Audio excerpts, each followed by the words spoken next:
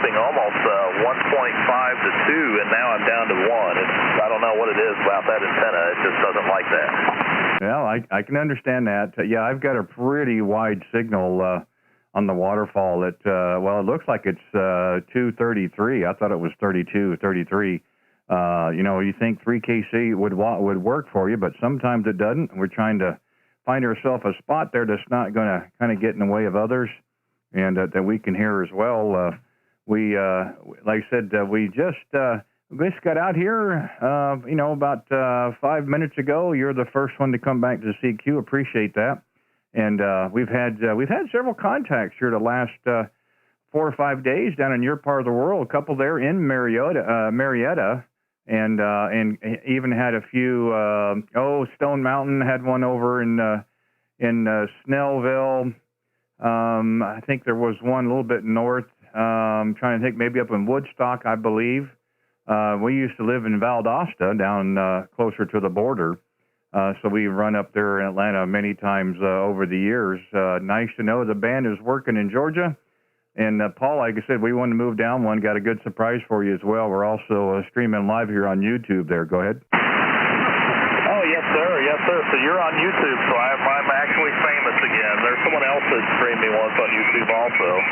I haven't done live streaming yet, but I've started making boring YouTube videos. Well, that's awesome.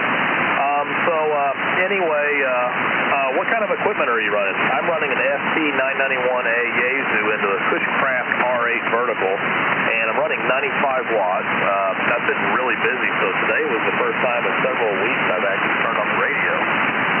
I'm waiting for 10 meters pipe up and get going over. Yeah, well, the equipment here is the new Yaesu FTDX10 that we're currently using here. The antenna is a 40-meter dipole off the side of the tower, about 38 feet. And we have the rig paired with the Heil PR781 microphone on the boom, of course, and run a little power tonight. We're running an ACOM 1000, just about 650, maybe 700 watts there. Go ahead. Oh, yes, sir. Well, I'm only running 95 watts. You're coming in with a strong 5759 signal. But the band actually starts to change around this time of night as the sunset goes over. How am I making out? Yeah, you're doing fine. It's between 5.5 and 5 and 7. Of course, I don't run any preamp. We let the meter do what it does. Again, I don't look at the signal strength as much as I do the audio, and your audio's got really nice punch to it. A terrific radio, by the way, the 991 Alpha, just a great alpha, great radio for an all mode. Quite an upgrade from the 857 Delta. We used to own one of those as well. We don't have the 991. We have the 7300, which is downstairs in what they call Studio B. And then we have this, the FTDX10 here in so-called Studio A. In ham radio, 2 is 1 and 1 is none, so you got to have backup systems anyway. So the secondary leftover equipment, however you want to put it, is down in our Studio B, so to speak, and we are tied into all the antennas. We're on a little bit different power down there and different microphone, but if we have to go downstairs, we don't bother the YL during the day when she's working. We've got another place to operate from there. Go ahead. Oh, yes, sir. Yes, sir. Well, anyway, I guess I should actually look up the YouTube channel. Yeah, I like the FT991. I am very happy with it. I have an FT857 also. I got into ham radio, in 93 was when I got my first license, but I had an ICOM 2SRA was the first radio I had. Then I went to a TMB7A and had several different radios, bought all kinds of little Alinco credit card radios and stuff like that. But anyway, I got the I got my General in 2007. I got the the FT857 and the matching antenna for it. I tried to do HS Mobile, and that was just something I was never successful in doing, and kind of just put the radio away and didn't really mess with it. But last year when all the radio COVID set out, I decided to pull out the radio and see what I could do and actually try HF again. And really had a blast with it or something, but I was tuning up an antenna and stuff like that, and I blew the finals out on it, so I'm going to have to get it fixed before I can use it mobile again. But the FT991A is definitely this is probably the best radio I've ever owned. Over. Yeah, they're very versatile, and that's what's nice about having 2-meter and 440. That's what I liked about the 857 Delta. We sold that to help finance this radio, and there are days we'd like to have it back. We bought it in the beginning of 2016 for the National Parks on the Air program, and we took it portable everywhere, and did quite well and had a great time doing it. And we're same as you. We didn't have any success mobile either. We tried many different configurations and were not very successful, but we did okay portable. So we kind of set things up to work portable, and so that was it's a lot of work, but it's a lot of fun in the end. And what we're going to be doing next week, next Wednesday, Thursday, possibly Friday, is we're going to be in southern Missouri. And we're going to be portable live streaming, strictly battery, no plug-ins, no generators, nothing, running a wireless router so we can have internet, and we're going to give it a go portable, and we'll see how well it plays out there. Go ahead. Well, awesome. That sounds like a lot of fun. Yeah, I want to set up the 857 and try to do it solar and battery powered and everything else. But once I get it fixed, I'll actually try to do that also. But anyway, let me, I don't want to hog the frequency and let someone else get in there, but thanks for taking my QSO, and then I'll send you something on QRZ to document the conversation. Yeah, no problem. I look forward to it, Paul. Again, thank you for coming back to the CQ. My channel is my call sign. You can either go to my QRZ page. I have a link. You can just click on it.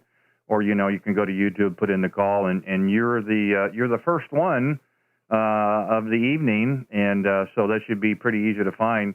Yeah, again, the radio sounds terrific. And, like you said, the band is moving a little bit. You're probably getting close to gray line, but the signal's been fairly solid. The audio, it hasn't wavered one bit, even though the signal may have, the audio is really good. So it's a great setup. It's working well for you. And I didn't see a contact in the log, so thank you for the first one. We try to get out here in the evenings around 7 o'clock Central. We're a little early tonight. So if you hear us again, give us a call, and we'll just kind of pick it up where we left off. But I'll say 7-3 for now. Be safe and be well. And enjoy the weekend coming up. And hopefully you guys have a chance to dry out. But we look forward to having a chance to work you again. November 4, Kilo Romeo Papa, Kilowatt Zero, Radio Whiskey Bravo. Thank you again. 73, thank you too. N4KRP, enjoy. Have a good evening. Okay, 73. This is Kilowatt Zero, Radio Whiskey Bravo, QRZ. Any other stations, come with your call, please.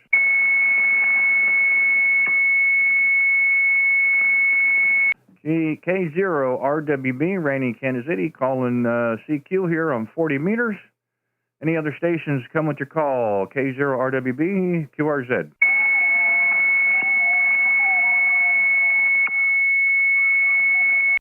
Well, nothing heard but somebody tuning. This is CQ 40 meters, CQ here on 40 meters. K0 RWB, calling CQ here on 40.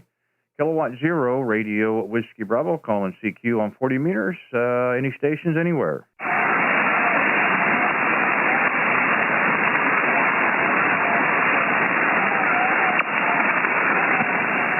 CQ40, CQ40, CQ40 meters, CQ40 meters, CQ40, CQ40 meters. Kilowatt Zero, Radio Whiskey Bravo, calling CQ, CQ40 meters, CQ40, CQ40. Kilowatt Zero, Radio Whiskey Bravo, calling CQ. Any stations anywhere? Kilo Bravo 8, Zulu, Romeo. Kilo Bravo 8, Zulu, Romeo. Hey, Kevin, how are you this evening? I'm doing okay. How about yourself? Oh, my gosh, what a great day it's been. And I'm hoping it'll continue that way. So far, so good. And I'm hoping that tomorrow's as good as today there. Go ahead. Hey, Roger. We had a good day here today in northern Kentucky. It was kind of cool out. Wasn't too bad. You could get out and mill around. Wouldn't break a sweat. Pretty nice out. just a little chill in the air, Roger. Yeah, you know, we've had a couple of cool days ourselves here. They're talking some possible heavy rain here on us on Saturday into Sunday morning. I kind of hope that isn't. I don't mind the rain. I hope it's not the severe portion or what have you. Supposed to be a little warmer tomorrow, and gosh, you know, mid to lower 60s this time of year. It's kind of unusual.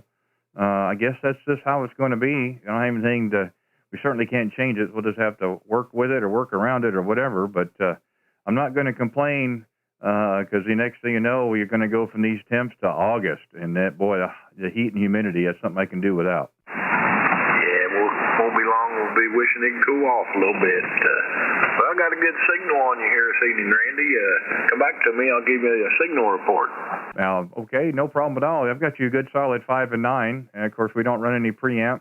The signal meter is what it is. I think sometimes maybe it's a little stingy, but I put a lot more stock in the audio, and I'll tell you when you key, I don't hear anything but you. So sounds like the band's going to be in good shape tonight. Hey, Roger, I heard that. Now, I've got you a good 30 over here into northern Kentucky. I've got you, let's see, Bates City, Missouri, Roger. Yeah, that puts us about 35 miles east of downtown Kansas City. And because usually if I tell people where I'm at, they kind of shake their head and they like, what did he say? So, you know, find a landmark. And on the western side, that's probably the closest one. We're right off the I-70 corridor out here in the country, so to speak. But easy in onto the highway and easy downtown if you have to, and then back out again. That's what we like about it.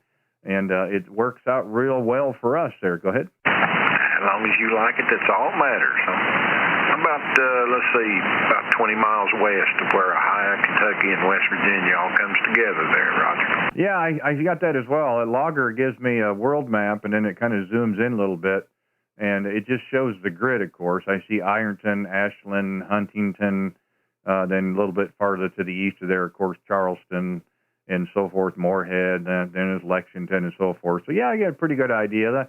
It's not a real long trip, about 600 miles as the crow flies, but it's we just finished with the station down in Georgia, so, you know, the band seems to be pretty open a little bit. We're not going to complain with that either.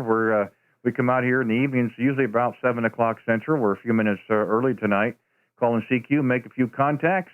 We've got people on the live chat. Kevin, we're doing a live stream on YouTube. We do this every evening, so we've got you on the air, and we've got you recording as well. So if you're interested in listening to yourself on the playback on our QSO, you can go to my channel there on YouTube and listen how you sound on the air. Go ahead. Hey, Roger, what is that on YouTube? All you would do, one of two ways to get to it. On my QRZ page, there's a link at the top of the page, or you can click on that link. It'll take you right to my channel.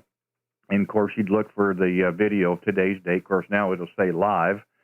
And we started about 10 minutes in. You could fast forward to that part, or you could just go to YouTube itself, put in my call sign in the search bar, and you could do the same thing as well there. Go ahead. All right, I'll try that, Randy. I like to do it every now and then. Everybody likes to listen to themselves every now and then. But I'm going to say 73 for now. I'll let you get back to it, see if you can't get you some more contacts this evening. It's been great talking to you, Randy, and I hope you have a good evening, and 73 to you for now. This is KB8ZRR. No, I appreciate it very much, Kevin, for giving us a call there. And you just never know when you start if you're going to be a big old pile up or if there's going to be few and far between. We don't do 5.9 QRZ, and we're not able to have, you know, a 15, 20-minute QSO. We find a happy ground there and try to be respectful of everybody's time and having fun in the process. So we think the YouTube thing kind of adds a little bit to it. You know, again, we don't get that much opportunities to hear ourselves on the air. I think your audio sounds terrific, really do. Like I say, when you key, it's nobody but you. And that just tells me the band is open and the equipment is working like it should. Listen, be safe and be well. Enjoy the rest of your evening and the weekend coming up. And if you hear us again, by golly, give us a call and we'll just pick it up where we left off. Thank you again. Be safe and be well. And like I said, give a look and listen on the channel there and see what you think. Kilo Bravo 8, Zulu Romeo Romeo, Kilowatt 0, Radio Whiskey Bravo. Thank you again, 7 3s. Appreciate it, Randy. Whiskey 8 Golf November Tango. Whiskey 8 Whiskey 8 Golf November Tango. Boy, you didn't give me a chance to even get in there. That was a pretty quick one. Well, good evening. How's it going? Good evening, Randy. We meet again. We talked once about a couple weeks ago, I guess. How you doing today? This is Bill from Lebanon, Ohio. Oh, yeah, I sure do. Again, if I type it right, it usually gets in there pretty darn quick. But, yeah, I think it's, if I looked right, the 23rd. So, yeah, about a week or so ago. Well, you know, so far so good. Haven't been out here very long, and we've been going from one to the other. We had some great weather today. Not as warm as we would probably like, but we can't complain about that. Sun is shining. I got up this morning, had coffee as well, so it's been a win-win the rest of the day there. Go ahead. Yeah, copy that. Got a little cool for us this evening. I think like mid-50s. I spent part of the day sanding down pieces of my tower and collecting some pieces to put a beam up here in my near future. Over.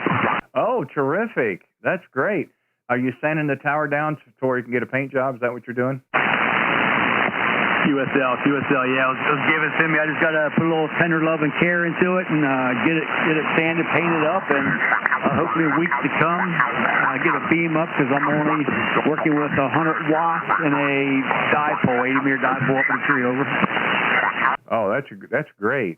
And what kind of a beam are you putting up in the air?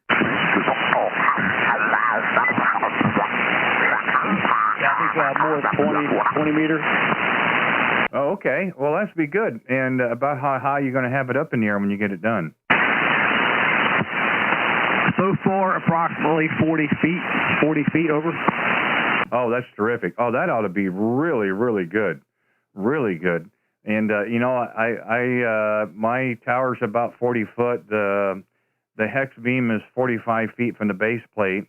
And we've got a crossbar down a little bit for it that we have cables on, so we can cable up our wires. And we've got 40-meter wire, about 38 foot.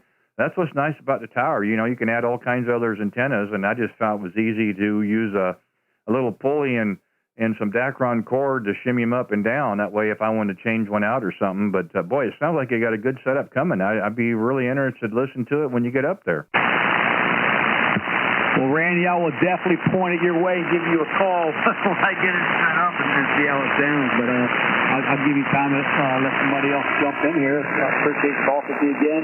Looking at you live on YouTube is kind of awkward because we're like a little bit of a delay here. But you're coming in about plus 20 here. But Randy, I'll let you go. Let's get someone else an opportunity to jump in here. W8GNT 73. Randy. Oh, I appreciate it very much, Bill. Thank you again for giving us a call this evening. And yeah, you know, the little stuff you do now on the tower antenna is going to pay off big when you get it up in the air. And I look forward to it. I can tell lately that there's a lot of operators who are getting more ham and antenna projects getting ready or in the process because the weather's gotten a little bit better. So I'm looking forward to hearing, you know, you and some other stations as well that are going to be putting up other antennas and beams. So should be lots of fun. It's a pleasure as always. Thank you again. And be safe and be well. Tomorrow's the big day. It's Friday. Weekend's coming up. And hope we'll have a chance to work again real soon. Whiskey 8 Golf November Tango, Kilowatt 0, Radio Whiskey Bravo. Thank you again, Bill. Take care. 7-3s. K0 RWB, Randy in Kansas City, QRZ. Any other stations come with your call, please? K0 RNB, Kilo 8 Golf Victor Kilo.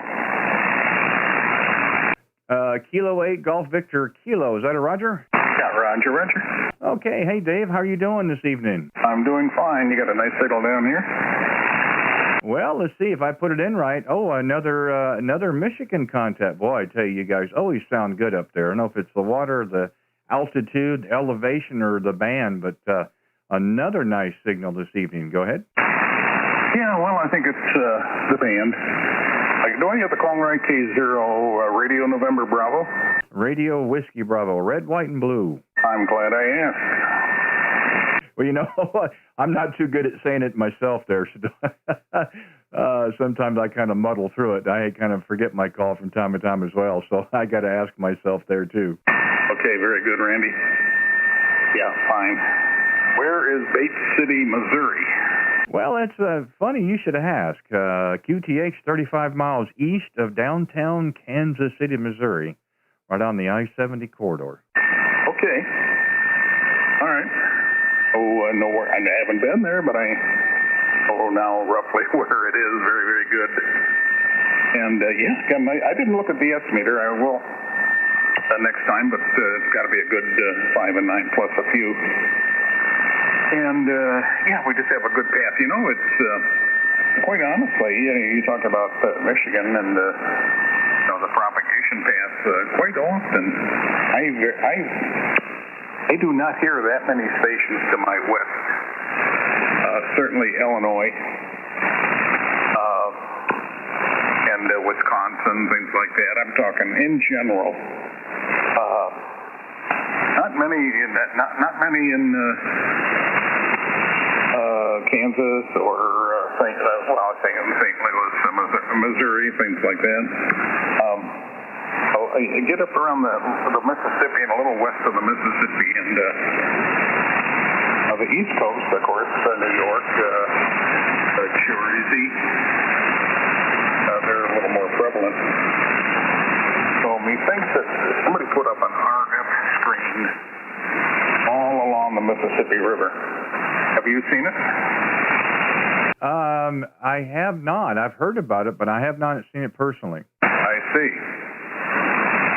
Yeah, it seems to only work on 40 and 20 meters and whatnot. You get up, So there you go. That's my theory, and I'm going to stick to it. Well, Running ready. Well, that's the idea. I mean, once you make a plan, you got to go through, follow through with the plan there. So it definitely worked for you. Well, that's interesting though that you're not maybe having the success you would like to the west, unless you've got some kind of blockage or something or time of day. I don't feel bad. I'm kind of the same way here. To the south is really tough. I did get to Arkansas last night, but that's very few and far between. Left or right, East Coast, West Coast, we do fairly well. Your part of the world fairly well. We don't do real good close into us, even on this band, and just have a heck of a time to the south of us. So, and not surprising, you're not the only one there, Roger. Yeah, well, I understand. Interesting. Out to the south, no problem. The south is very prevalent, especially my call blocker got that one. Especially, like Kentucky, Tennessee, basically to the south and to the east. Very, very, and it's been that way for years. It's not a new phenomena, but I do strongly believe that where I am located, or where any station is actually located. Kilo Charlie 1 Bob Yankee Box. Yeah, stand by. Would you say, Randy? Oh, I'm sorry. I had somebody else come in there at the same time. I just told them to stand by for a second. Yeah, again, I don't have a problem. Usually, Michigan, Wisconsin, Minnesota does pretty well. Iowa's a struggle. Nebraska's a struggle. Kansas really hasn't been too bad. Arkansas is a struggle. Illinois, not terribly bad. Indiana, I do quite well there. Ohio, a lot of good stations in those two states. Kentucky, Tennessee, Georgia, the Carolinas, Virginia, yeah, do really well there. And in New York as well. So, I can't explain it. Maybe it's the lobe, the configuration, the antenna, or whatever. It is what it is. Doesn't stop us from calling CQ and making contacts, and that's totally fine with me. One of the things that we put up tonight, Dave, I didn't know if I told you or not, but we are live on YouTube. We're doing a stream here, and one of the things we put in the title, we maybe get some people's attention and opinions about is, what is your favorite HF band?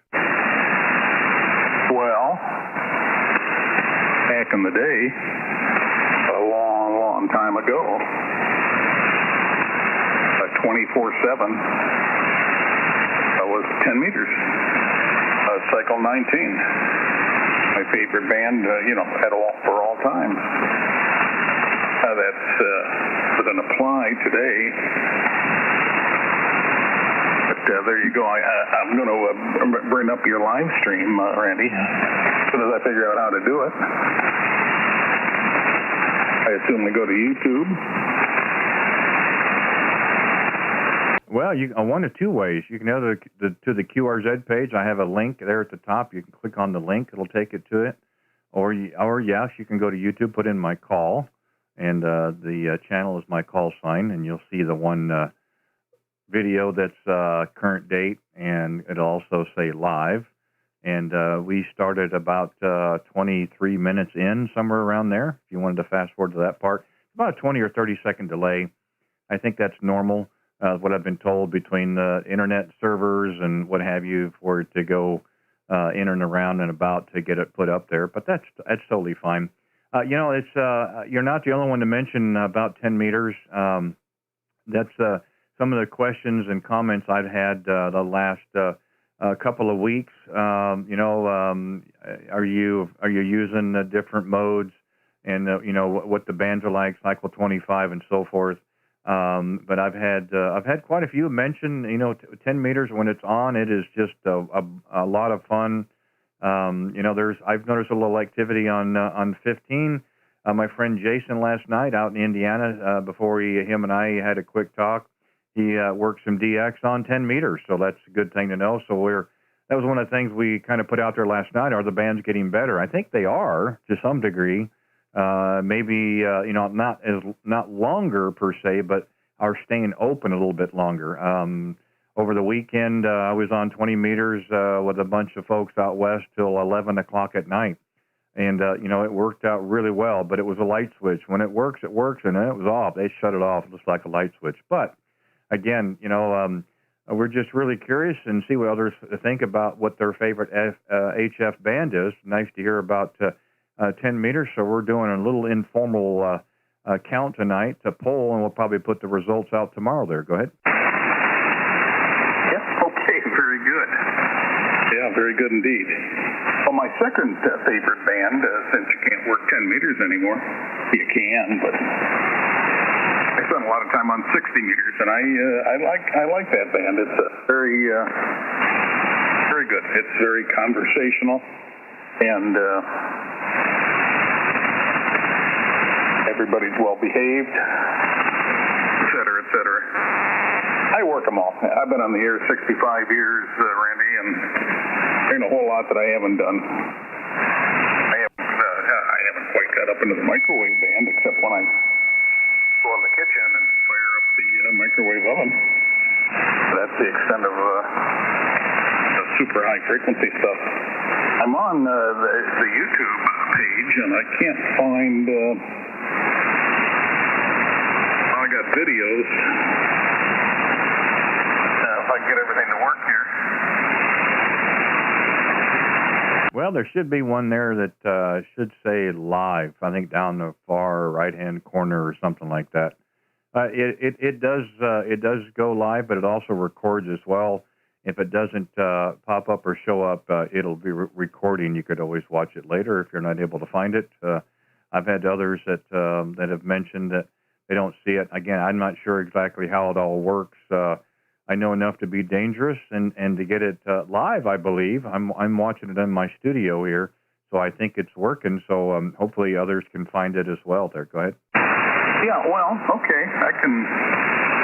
It's the one I found. Let me go back here. Where is this? Okay.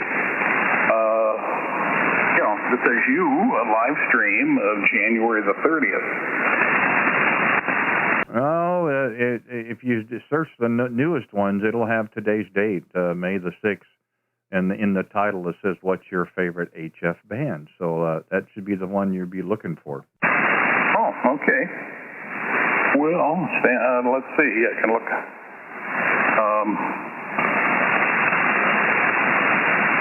Not on the first page.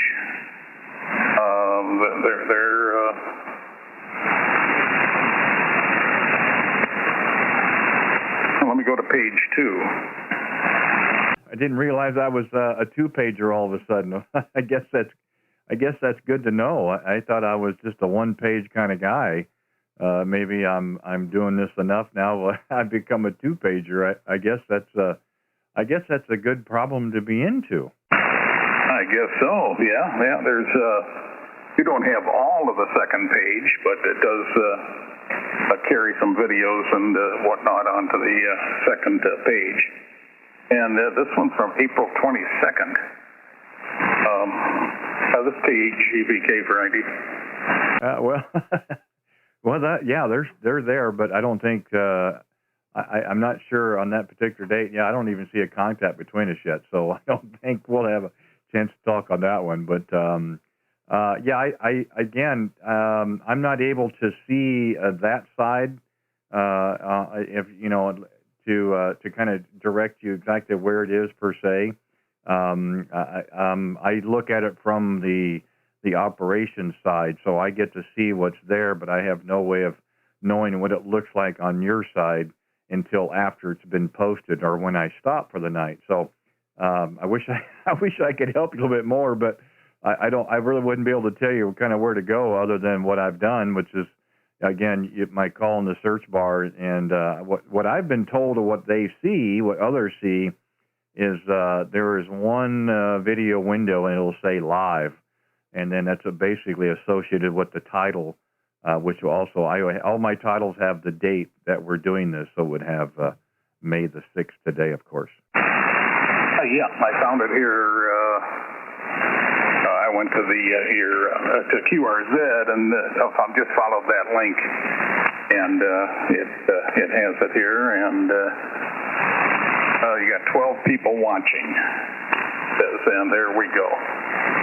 Yeah, it's great. And it has far exceeded my expectations.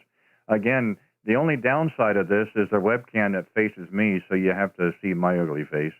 But what we tried to do here is we're able to take the radio display and put that onto the live stream, so you can get to see your own signal strength, the signal report. We have the oscilloscope up, so you can see what your audio pattern is like, and then the one next to it, of course, kind of shows your peaks and valleys of your audio on the spectrum. And you also get a chance to see if you're within the 3 kcs or if you're a little under, a little over, and so forth. And again, I didn't think of this. I'm not the first, and I will not be the last. There's others that are doing it kind of on the East Coast. I know a few, and my friend Joe, who's down in Mississippi, does some videos and live streaming. I don't know anybody else in this part of the world, but it's just a little addition of amateur radio. Again, we don't get that much of an opportunity to hear ourselves on the air, and this way you can, by listening to the playback, you get an idea of see how you sound. Some people have either texted back or on the live chat mentioned that they've actually made a few changes, or it sounded really good, or what have you. And it's just a little addition. We thought it was kind of a fun thing. I think people kind of enjoy it as well. And as long as they continue doing it, we're going to do it here. We do this on 40 meters now. This is going on the 4th week. And about 7 o'clock Central, we do this for a few hours and make some contacts and have fun in the process there. Go ahead. Yeah, very good. K0RWB, KGVK. Yep, fine. Yeah, understand. You're the second one. I did work a station. I got it in the log somewhere. I can't remember. I believe he was in Pennsylvania, and he was doing the exact same thing. Not quite to the extent that you have with the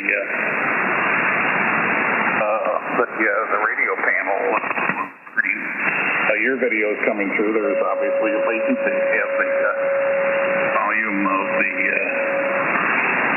stream turned off. I'm just hearing you in real time here on the air. But the video is very, very good. And I don't see anything regarding my signal strength. I don't know what the delay is, how much. I can look at it later. And fine, very good. And yeah, you even got live chat on here. So I can see where you're having fun with it, Randy. And way over my head. I'm not as smart as you. I got all I can do to just go to YouTube, much less to do anything exotic like this. Here you go.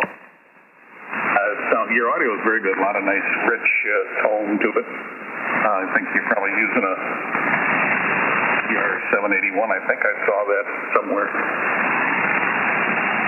Okay, gotcha. And then you got an ACOM 1000 amplifier. That is correct.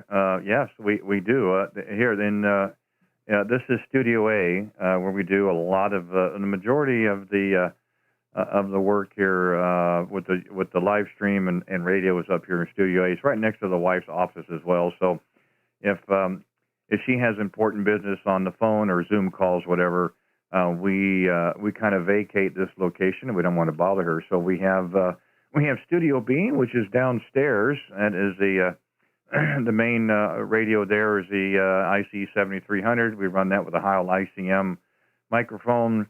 We are able to tie into all the antennas that we can use in this location, but we do run a little bit different power. We run an old Ten-Tec Hercules 2 solid-state amp down there. We are able to live stream from there as well, but you don't see the same display.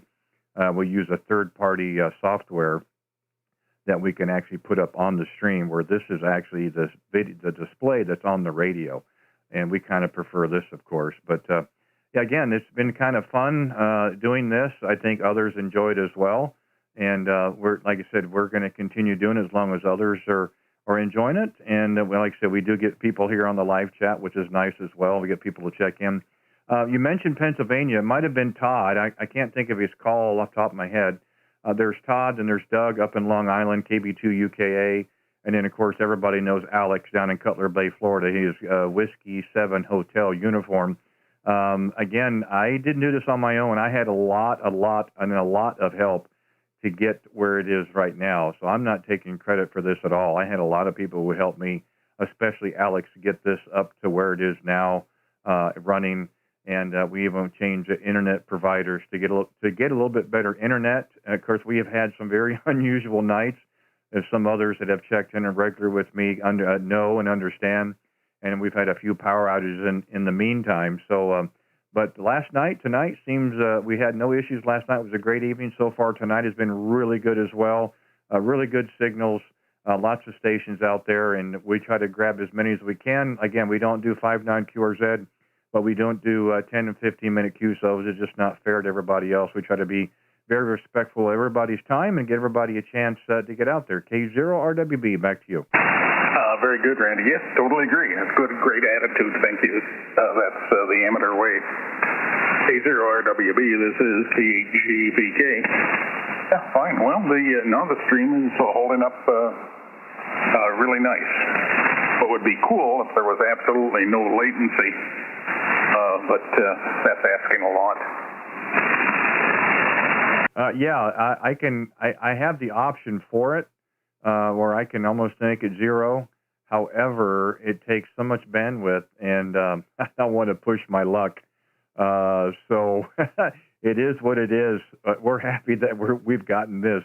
We're not going to get greedy. We're going to use it the way it is, and hopefully it'll work the rest of the night that way. Oh yeah.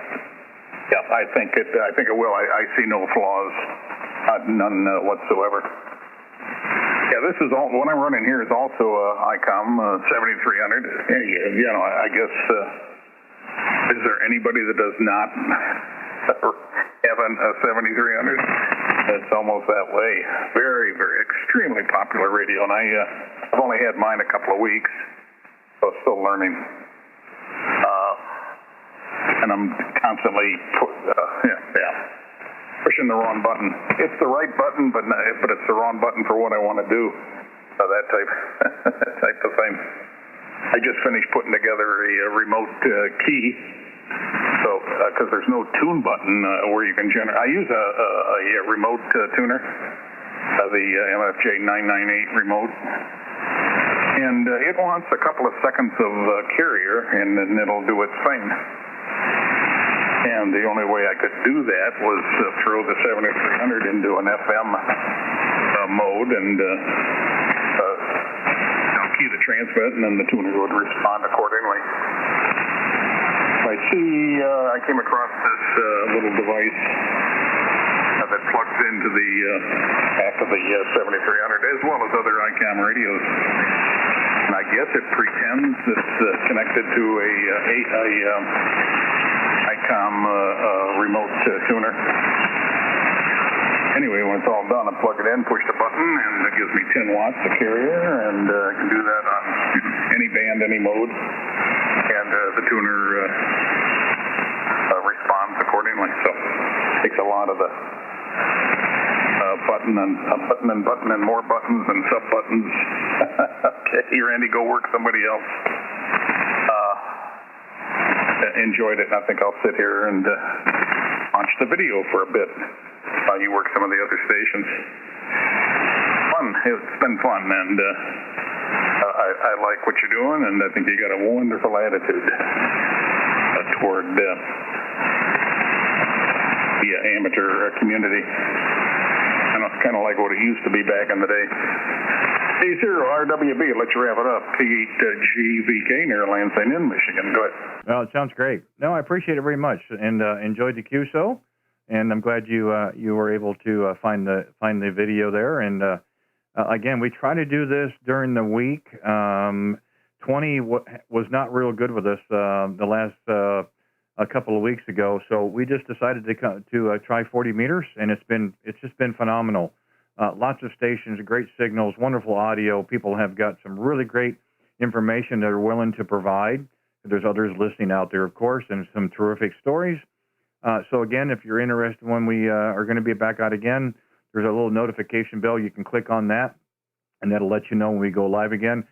Next Wednesday, Thursday, possibly Friday, we're going to be in Southern Missouri Portable live streaming, all battery, no plug-ins, no generators. We're going to be down there for about 5 days. We're hoping to get a couple of maybe 3 days of live stream. We're going to see how it works. It could be a complete failure, or we might be able to make some contact. So again, if you're out and about and you happen to hear us, give us a call, and we're going to see if we can make some contacts portable.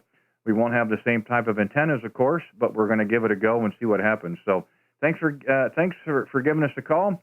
Enjoy the rest of your evening. Be safe and be well. Have a great weekend, and by all means, look for us again. Kilo 8 Golf Victor Kilo Kilowatt 0 Radio Whiskey Bravo. Thanks again. 7-3s. Okay, well do, Randy, and hey, have a lot of fun on that portable operation. That could be very exciting. Hope it works out. So thanks for the information, and we'll do this again. K0RWB from KHGVK. Very good evening. Thank you again. 7-3s. K0RWB, QRZ. Any stations, come with your call, please. Whiskey 3 Juliet Fox Delta. Was it Juliet Fox Delta? QSL. Whiskey 3 Juliet Fox Delta. Just sitting here in the shack and turned on the radio there, and you're coming in about 5-9 plus here into Delaware there, over. Okay, well, fine business. Thanks for giving us a call. The name here is Randy, the QTH. We're 35 miles east of downtown Kansas City, Missouri. We're out here playing radio this evening, making a few calls, live streaming on YouTube, and just having a good old time there. Go ahead. Yeah, Roger. Yeah, I think I worked here before, and checking the mail here, and heard you talk about the other couple other stations, the YouTube streamers there, Alex there, Whiskey 7 Hotel Uniform. Worked them a couple times, and you guys have a nice platform, nice setup on YouTube, and see the radio and all the controls and everything. It's really cool setup there, YouTube channel there, over. Yeah, I think I just looked up in the log here. Looks like we talked up on 20 on April the 1st, which was probably about the end for me when really 20 meters started taking a dive. I think it's gotten a little bit better, but I'm just having way too much fun to leave 40 meters. I mean, there's just the operators that I've been able to talk with now for the last several weeks, and information that people have been willing to provide, opinions, what they've used, what they didn't use, what they liked, didn't like. And I would just hate to leave 40 meters. It's just way too much fun, and it's just been a terrific time. So we try to pose something a little different each night.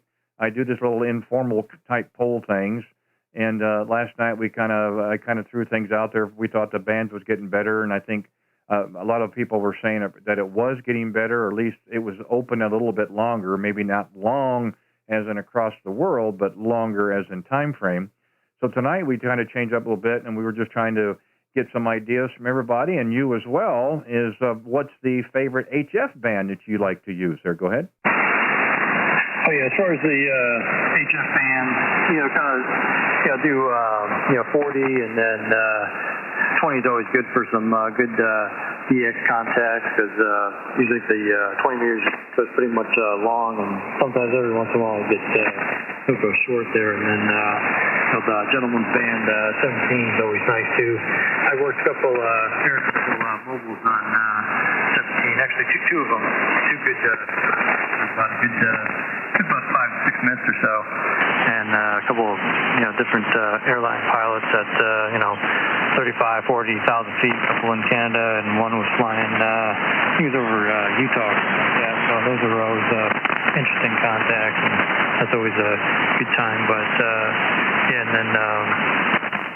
so basically it's either 20 or 40 right now. So the sunspots and band conditions. So hopefully I'm hanging in there tight there with all the static grasses and QRM there. Over.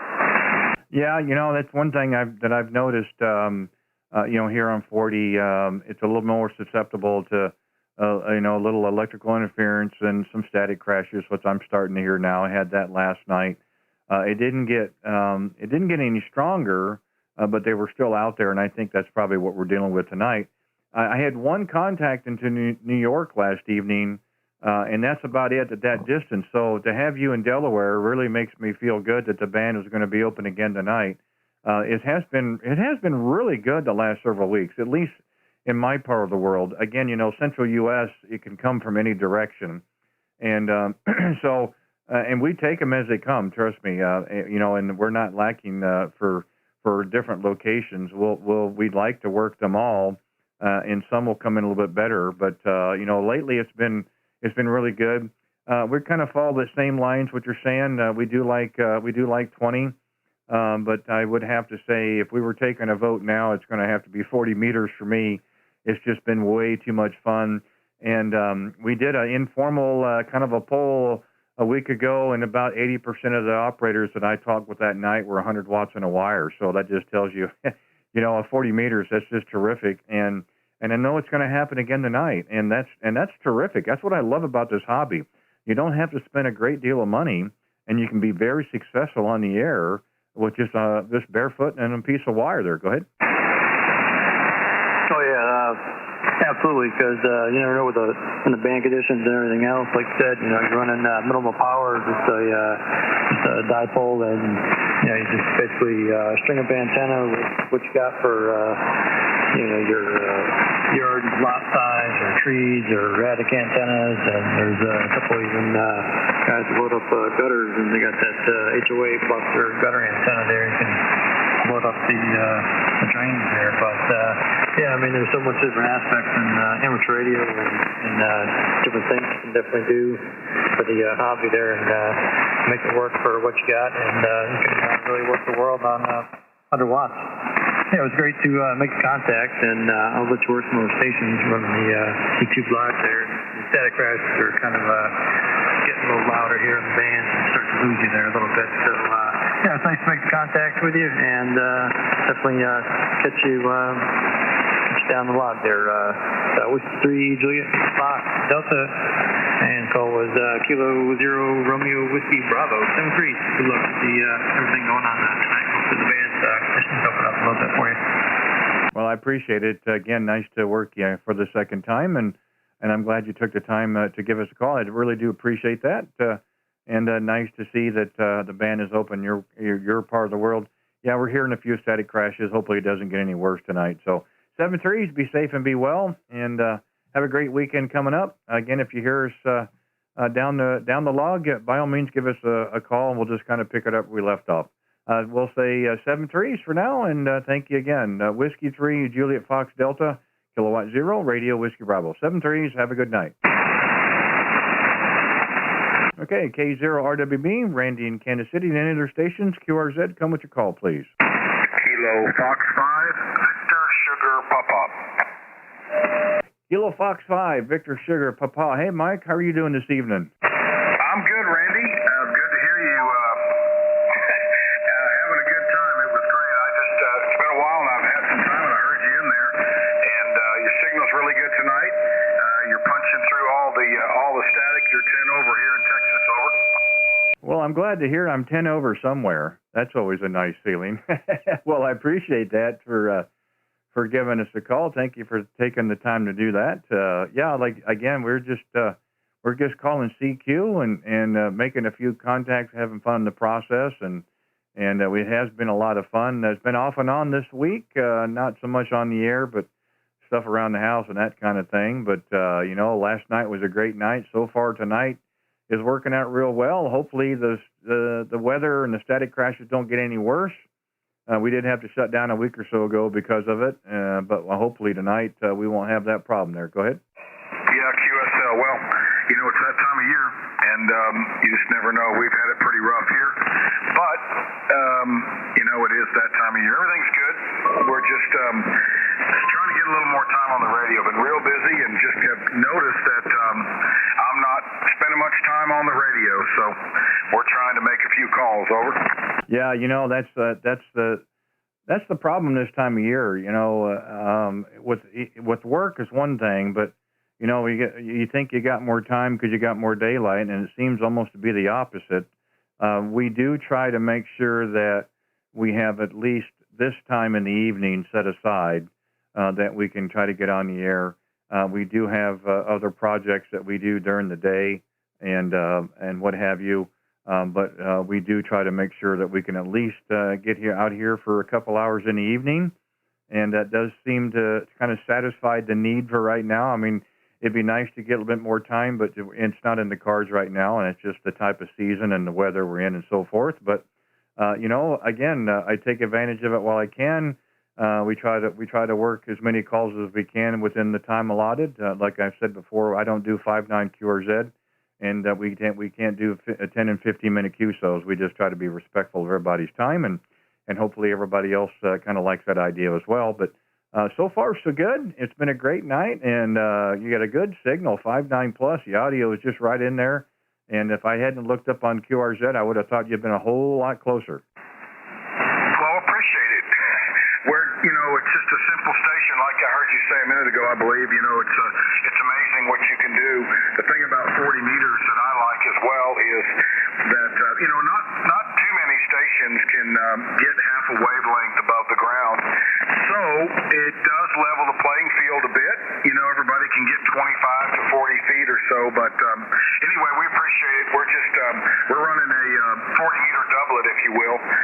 It's fed with balance line, 300 ohm balance line to the Dentron tuner, and it's kind of our experimental antenna. We took some 7-stranded fishing line, copper stranded fishing line, because it was so cheap, and put this up, and so far so good. We're just running 400 watts out of the old 811 with a Kenwood TS590. Go ahead. Yeah, well, there's something else you forgot about that, and I have a feeling it's probably a Kenwood microphone as well. It's actually a hand mic. I've gone full circle, used the settings on the transceiver, and just went to the hand mic, and it seems to be doing the best. Over. Yeah, but it's a hand mic from Kenwood, isn't it? QSL, that's correct. Yeah, again, back in the day, 10, 15 years ago, you buy yourself a radio, and they throw a microphone in there to get you on the air, and one of the first few purchases would be to upgrade a microphone. But it's not like that, really. The hand mics that are being produced now, that are being added to these radios, really do quite well.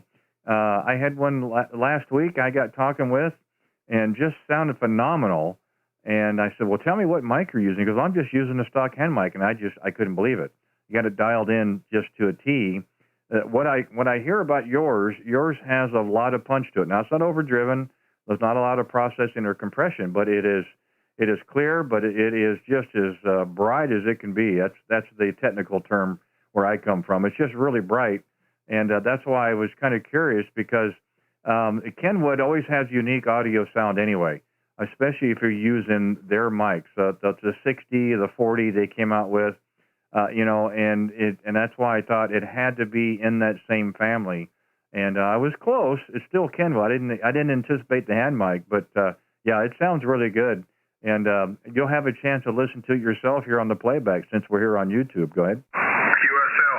Well, I do what I can, with the playback when I'm setting the audio, and I think it may be a little hot, but it seems to work pretty good, and it's kind of fun. But I'm glad you mentioned something. I appreciate that because I had an HM10 Heil mic, and I don't remember another one, and gosh, I just couldn't get it dialed in, and it just didn't sound right. So I just went back to this one and have been using it ever since. So tell me this: what question are you posing to the stations tonight? I didn't catch that. Well, last night are the bands getting better, and tonight, what is your favorite HF band? Well, I sarcastically always answer that question. The one that is open would be my favorite. I would say that 40 has been my favorite for about the past 2 years. I used to be 17, but I would have to say that overall for DX and Rag Chew, I'm going to have to vote for 40. Well, that's a good one, and I probably should have narrowed you. Probably should have kind of cornered you a little bit. You did correct it, but I had a feeling that you were going to say the one that was open, because that's the one I would have thought of initially as well. It's kind of like where are the fish? Well, they're in the water. Say what's the best band? The one that's open. Yeah. So that's good.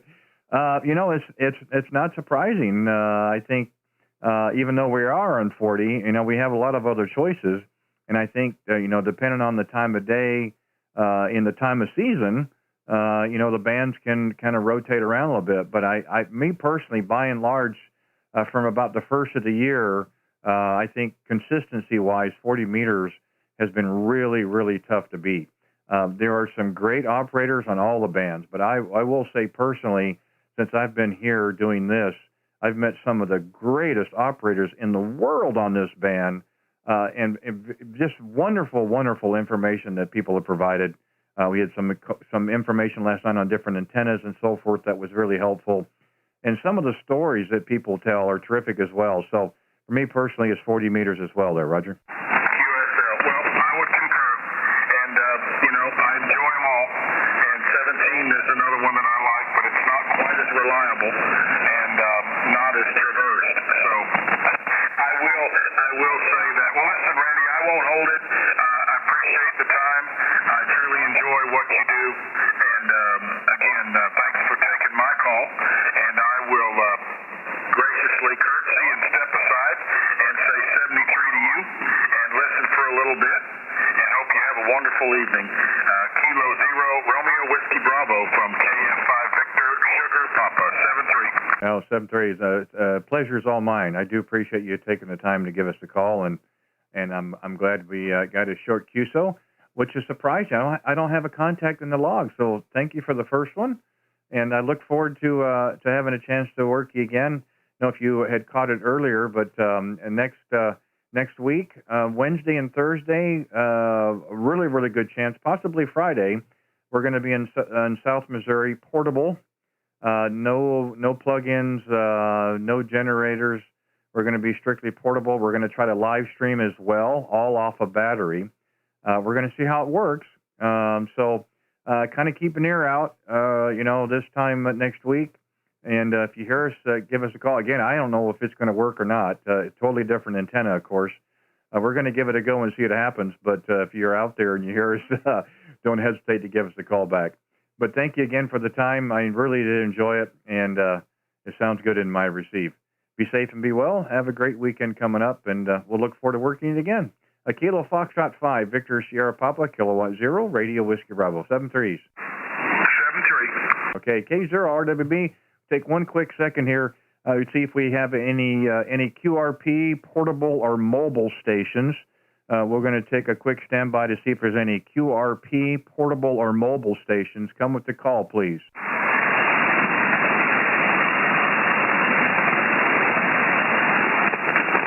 One more call for any QRP, portable or mobile stations. See if we have anybody out there this evening. Any QRP, portable or mobile stations, come with the call, please. Well, nothing heard at this time. K0RWB, Randy in Kansas City, QRZ. November X-ray 8 Tango. I got 2 November stations. Let me take the November X-ray 8 Tango first. Go ahead. I won't tie it up. I just wanted to say hello there, Randy. I'm listening to you, filling out some QSL cards, enjoying the live stream like usual. How you doing, my friend? Oh, well, thank you for stopping in, Jim. Gosh, sound good as always. Well, if you're watching it, you'll see it in a second. 5.9 plus 10, and I think I'm going to turn the volume down next go round because the headphones are hearing everything but you. Yeah, you're solid 10 over 9 here. Lots of lightning crashes on the band. We got some more storms rolling in here, but hey, I just wanted to say hello to you. I've been listening to you here since you started, trying to catch up on the QSL cards. It's the only chance I got here, and just wanted to say howdy, man. You've got a beautiful signal tonight. Well, I appreciate that. Hey, tell me real quick. I've got the page pulled up, and your call sign on the air display that's illuminated. Tell me a little bit about that, where you got that, where a person might go to get something like that. That's really cool. My buddy Scott got that from, he ordered that for me from a guy. I'll tell you what, I'll get the information this evening. I'll shoot you an email, okay? Oh, that sounds great. I appreciate that. Yeah, that's no problem. Yeah, you've talked to Scott before out there in the West Coast. He's a good buddy of mine. He sent that to me here for my birthday last year. Oh, that's terrific. And I do like the did you change pictures? I don't remember this evening, nighttime blue light picture that you had on the page last time. That's pretty dramatic. I didn't know that your little on the air sign would change colors as well, or maybe that's the background. But and then, of course, you got to cheat a little bit with the external monitor. Just kind of show us up there, aren't you? Yeah, when you get this sign, it comes with a remote control. You could probably do about 20 different colors. You can make it do whatever you want. And there's a ham operator here. I want to say it was in Kansas. Maybe I'm wrong, but he's the one that makes these things. I'll get you all the information you need. Give me maybe 15 minutes. I'll get you an email. Oh, that'd be terrific. Yeah, I'd appreciate that. I've had some conversation with others that have had them, but nothing like that. They've been made out of wood, which is cool as well. Don't get me wrong, but I don't remember seeing one like that's been illuminated. I thought that was pretty cool. So yeah, whatever information you come across, that would be kind of nice. I'd kind of like to take a look at that. I thought that might be a kind of a neat addition here to the shack. There, go ahead. All right, no problem. Well, hey, thanks for taking my call. You can see on my radar there, we've got some weather coming in, so we won't tie it up. We'll let some more people get in. God bless you, buddy, and once again, we always enjoy watching your show. Thanks for taking us. K0RWB, November X-ray 8 Tango, 73 from Ohio. Okay, no problem. Hey, before you go, I didn't ask the question, but what's your favorite HF band? We're going to make an informal poll here. I'm a 20-meter DXer. I've been doing great here late in the evening, early in the morning. This morning, Indonesia, Japan was in there again. Late at night, we're getting Asiatic Russia. Some real great propagations, but I'm a 20-meter DXer. Okay, Jim, I got you down, and we're going to see if we can put some results together tomorrow night, and it should be interesting. So, hey, thanks. I appreciate it. And, yeah, thanks for giving us a call, man. And this little, if I look on here right, this would be fourth contact. We had some back in, I'm showing 2013. And then we had, the 23rd last month. So nice to work you as always. Terrific signal. Always got a good little pipeline in the Cleveland area. That's pretty cool. Hey, be safe and be well. Have a good Friday coming up. And check us out next week. We should be back on the air. We're going to be portable by the end of the week. So we're going to see how that works. November X-ray 8 Tango, Kilowatt 0, Radio Whiskey Bravo. Thank you again, 73s. God bless you, Randy. 73. Okay, take care. The K0RWB, there was another November station in there. If you're still in there, come back with your call sign, please. November 4 Tango Delta, November 4 Tango Delta. Okay, fine business. Well, thanks for hanging in there for us. November 4 Tango Delta. If I typed it in right, this is Taylor. Roger? Roger. And located in Knoxville, Tennessee. Just been listening for a little while and enjoying your contacts. So thought I'd at least make a quick call. I'm running an FTDX 3000 into a Mercury 3 solid state amplifier, and the antenna is an inverted V. K0RWB in 4TD. Oh, fine business. Well, I looked on the log here. Yeah, we had a contact April 9th, and then again on April 1st on 20 meters. We've moved, as you can tell, we're now on 40 meters. 20 hasn't been real kind to us the last couple of weeks. So we moved down here to 40 meters, and I don't think I'm going anywhere. This has been way too much fun. So, no, very nice to work you again. And I don't remember the last time if you'd mentioned, or maybe you had, but give me your impressions of the Mercury 3. You're like the third or fourth operator that's got that amplifier. How do you like it? Yeah, in 4TD, I like it very much. It's a very solid amplifier, and as you know, for the time being, it's available only in the kit form. You have to do the final assembly work. It's not component level assembly, but modular assembly or final assembly. So it didn't take too long, 4 or 5 hours to build the thing. But it's just solid as it can be. It delivers power, no pain, no strain. It's not very noisy. It's as soon as I fired it up, I got 1,200 watts out of it. So far, I'm extremely happy.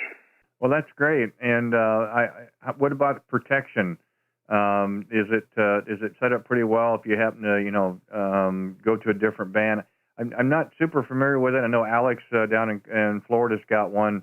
I think it's and correct me if I'm wrong, automatic band switching or something around that. If I remember right, maybe you can tell me a little bit more about that. Yes, it has automatic band switching, and it's RF sensing only. Some solid state amplifiers have CAT interfaces, and they talk to the transceiver. This one doesn't have that. It just senses the RF and changes. All you have to do is sometimes all you have to do is key the microphone key or send it a bit in Morse code, and it changes very quickly, and it works great. It also has 3 antenna outputs, so you can have up to 3 antennas. I don't use any of the connectors except one because I already have antenna switching in the shack. But anyway, if you need 3 antennas, you can do that. But so far, this thing has been solid. And as far as protection, I've tripped it a number of times doing dumb things, and so far it's just tripped off, and you hit the reset, and you're back on again. Oh, that's great.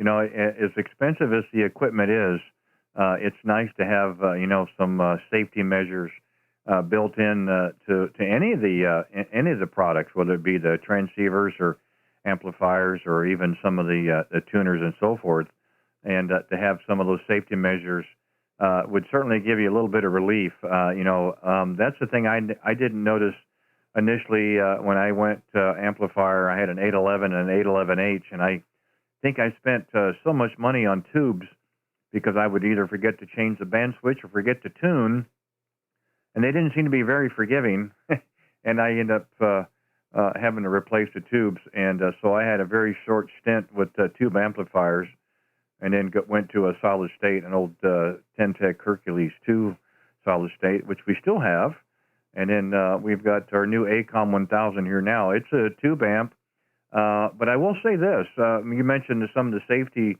functions. This one has a lot of safety features as well, and it will just basically shut itself down and won't let you make any illegal boo-boos, so to speak. And you can tune it in less than about 10 seconds, which is something that I was never aware was possible before. So, again, we've been really happy with it. I know a lot of people who, again, I think it's 3 or 4 operators that have that Mercury 3 and just they rave about them, same as what you're saying. And I think if I was in the market again, that's probably something I would look for there. Go ahead. Yeah, in 4D, the N4TD. Yes, like I say, so far I'm very impressed. I'm running about peaking at 1,000 watts here, and averaging probably around 900, and it just keeps on running.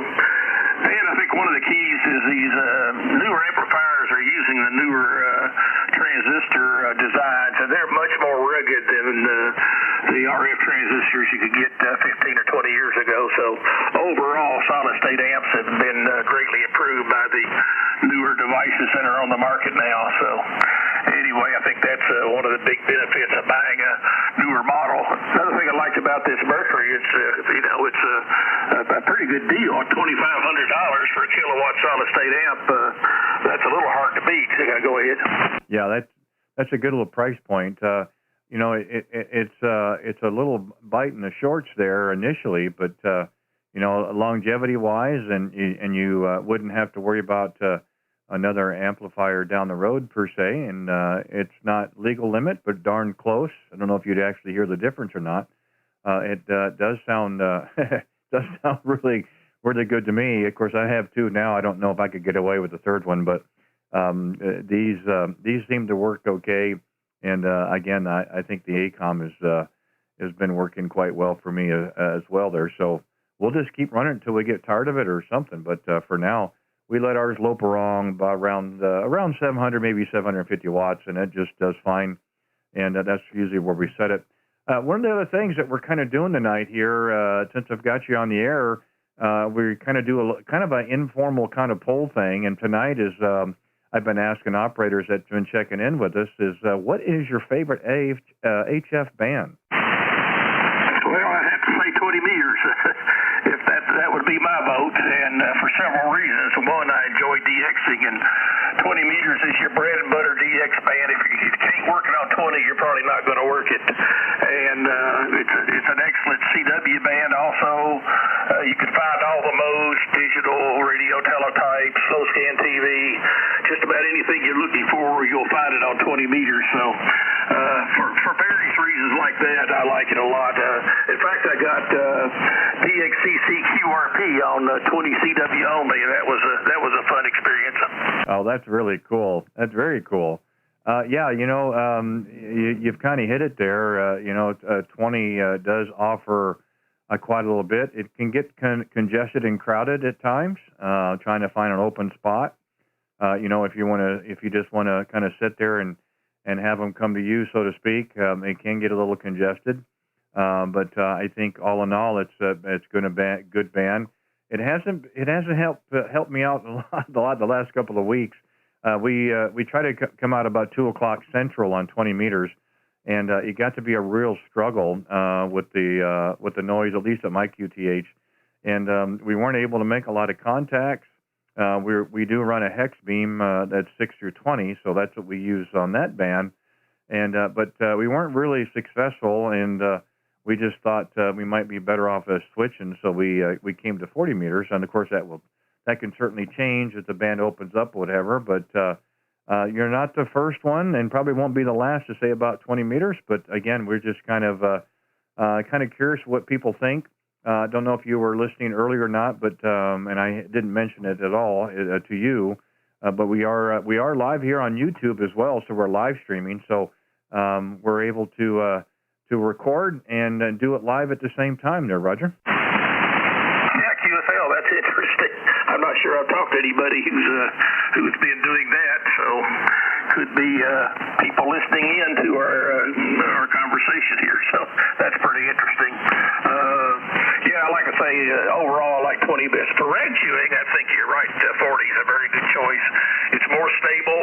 It's open to somewhere most of the time, and it's very good for rag chewing, where 20 is more unstable, and the band is up and down more and all that. But I'm the kind of guy that goes, oh boy, a pile up. Yeah, well, you know, I get those here, and I work them the best I can. I have never said that I'm a great operator when it comes to pileups. I try to pull calls the best I can. Of course, when I'm doing the live stream like we are tonight, I don't do 5.9 QRZ, and we don't do 15 or 20 minute QSOs. We try to be respectful of everybody's time and try to give equal time for everybody who calls in.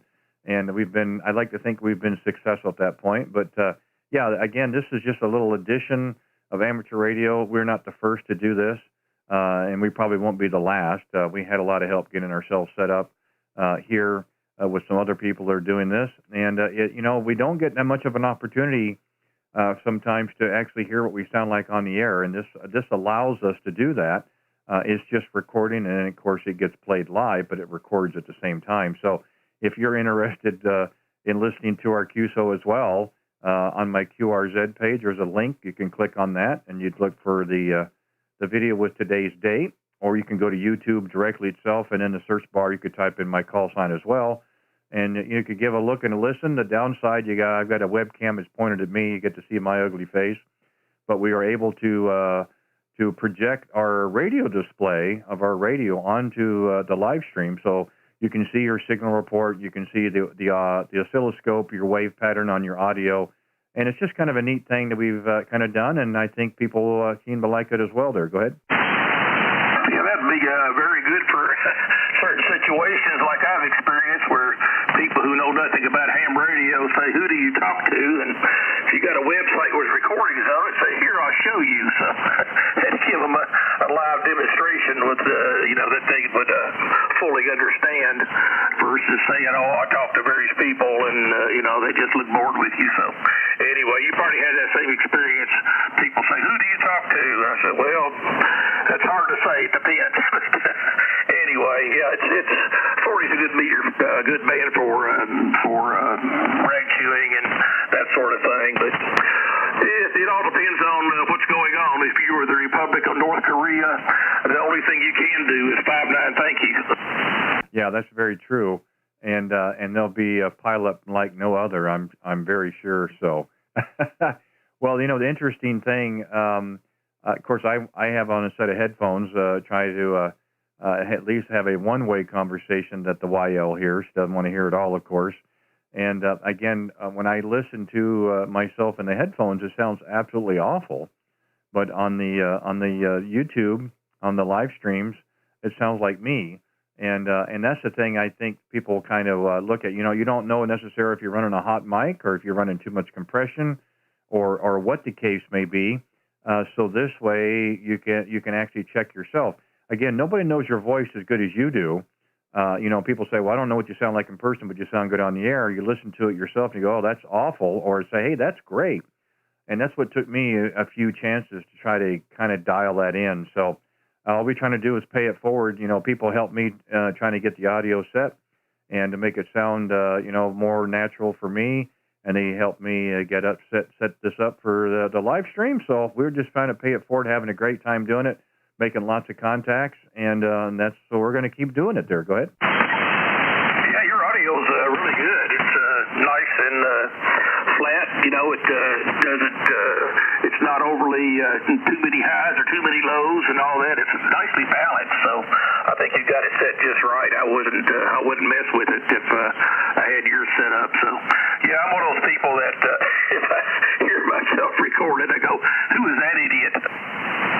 Yeah, well, I get that sometimes to myself. Again, I think the downside is there's a camera facing me.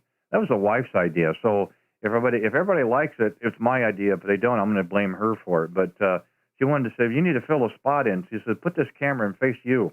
So not only do you get to hear me on the air, but now you get to see me as well. So I don't know if that's a good thing or a bad thing. But you know what? You kind of put yourself out there and you try to have fun in the process.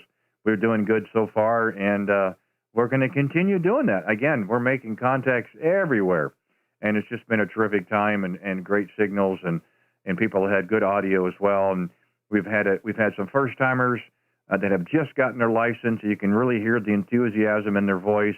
And then we've had stations that we've been able to work over the years, and they're back on the air again after time away, and so on and so forth. So it's been a terrific hobby. Some of the greatest people in the world, and we're just glad we're part of it. Again, our good friend Alex, Whiskey 7 Hotel Uniform, he's in Cutler Bay, Florida. He kind of helped us get on the map here with this. So we owe a lot of credit to our success to what he's done. We don't want him. We don't want him out here helping us with antennas. He tends to bounce. Doesn't bounce very well when he hits the ground. So, but other than that, he's been good to help us out there, Roger. good to have friends to help you. I just put up some new antennas, and one of my friends helped me with the tower climbing and some other work. So you can't do those things by yourself. So it's really great to have some assistance when you need it. But by the way, Randy, how long have you been licensed? We got our ticket in 2008, so we're relatively new as well. Oh, that's great. I've been around a little longer, about 55 years. Got licensed in 1965, so been at it for a little longer. Oh, well, you just had a head start. That's all I'm saying. You just started. You just had a head start. Yeah, I got into it when I was a teenager, so and stuck with it. Kept my license up and all that. Never got away from it for any length of time. I was not active on the air like when I was in the military and a few periods like that, but for the most part, I've been fairly active. Yeah, we have two off and on. The bands kind of died there into 17, and life and work got in the way, and didn't have really a lot of time on the air, and we had to move some equipment around in the shack downstairs.